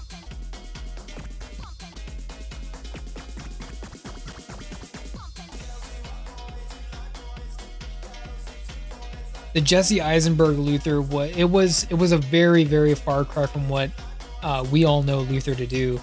But the Zack Snyder and the producers and everyone at the then time, they were so infatuated with this like witty, young, fast-talking version of a tech entrepreneur that they let themselves step on their own foot, and they made this really turd of a Luthor, when that's not really what he is. He's not this he's a narcissist, but he's not this fast-talking, hip, well, kind of like a Silicon Valley hipster. He's not. That's not what Luthor is, really, at all. A spoiled, yeah. And Luthor is anything but that. He's spoiled, but he's not a rich kid. He's not a spoiled rich kid. Well, no, hold on. He's spoiled. He's a rich kid, but he's not a spoiled rich kid. How's that? Right? He is a self-made man. He moved from Smallville. He hated his dad. He hated his family. He was the one to take up science as a form of interest and then money. He's the inventor. He's the engineer. He's the one who stepped over everyone in order to make himself bigger than everyone else. So he is a self-made man. He's not a spoiled rich kid. But that version of Lex was just really bad. And it sucks because I love Lex. I think Lex Luthor is just freaking awesome. I love Lex, but he was just handled very, very poorly there. And it wasn't Man of Steel. It was Batman versus Superman. Batman versus Superman: The Dawn of Justice. Does anyone remember that movie?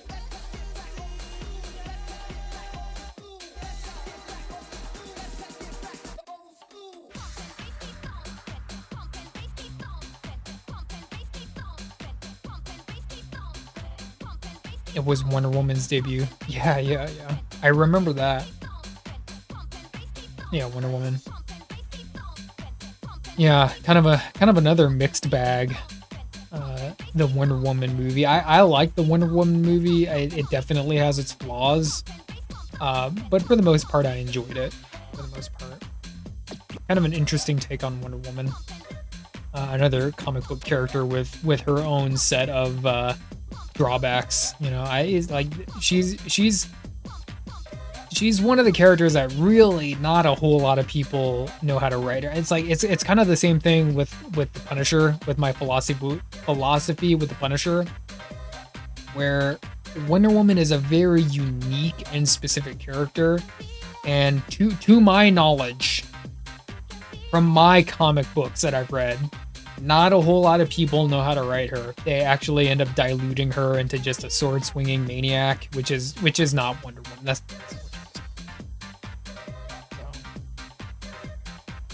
She was okay. Yeah, she was okay. I liked her. She was cool.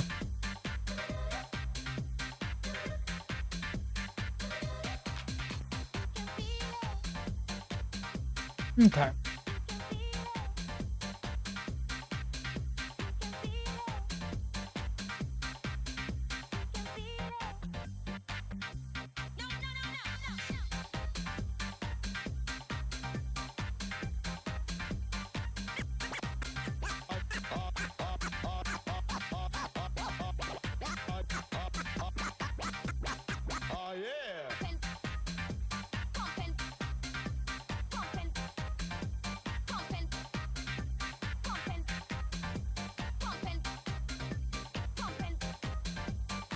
Hey, hi Erica.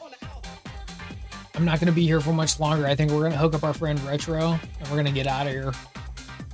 I too am fading.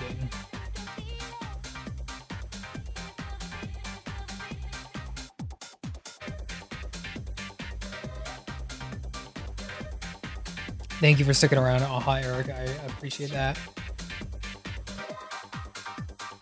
Man, I almost feel like drawing some more, but my physical body is telling me I need to eat and sleep and all this stupid shit I don't want to do. I feel like I could just draw more and more and more. But anyway, I love talking. I love talking wrestling.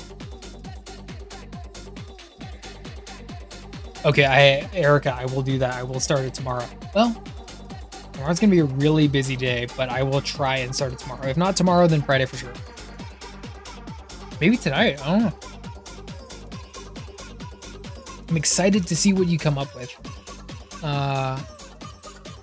Love talking wrestling. I love talking superheroes, movies, comic books, fictional material. Talking about our philosophy and our approach to all of those things is always a privilege and very fun to speak to with you individuals. Thank you all for sticking around. Senix Voya, Itchy Twitches, Aha, Erica, and everyone else who may or may not be here, who's lurking and twerking out there in the wide world of Twitch. We're gonna hook up our friend Retro. I'm gonna raid out to him real quick, and I'm going to go and take care of all of my, just take care of myself. I feel like I could just sit here and just keep drawing though.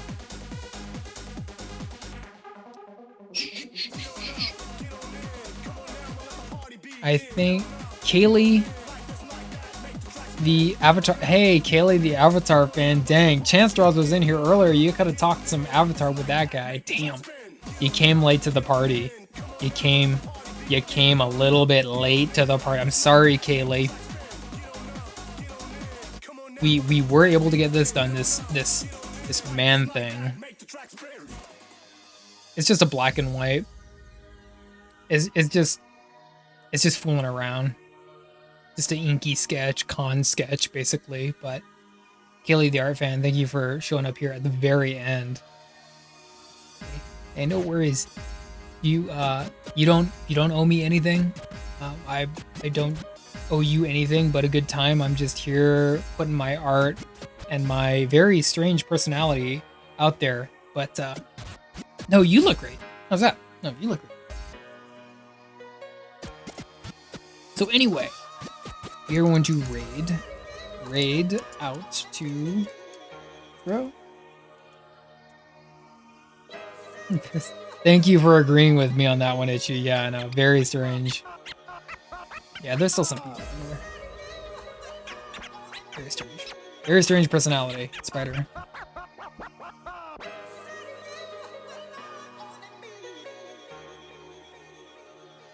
Okay. Itchy, Kaylee, Fennec, and Aha, Erica. I know you're probably sleeping by now. Thank you all for hanging out. Next stream is going to be Friday. We'll do some more art, game, or whatever. Personality, hey, thank you. I feel like I just sit here and blab a whole lot, but I love meeting new people, talking about comics and art and movies and film and all that. Music, all that stuff. Yeah, Phoenix Boy, I'll catch you on the next one. Keep posting on the Discord. I will be over there in the meantime. Do the things that make you feel like yourself. Phoenix Savoya, do the Phoenix Savoya things. Haley the Avatar fan, do the Avatar fan things. Itchy Twitches, Twitch. Be itchy and do the Twitch. Do all the things that make you feel like yourself. Please, very important. Take care of yourself. I will see y'all on the next one. I love y'all, okay?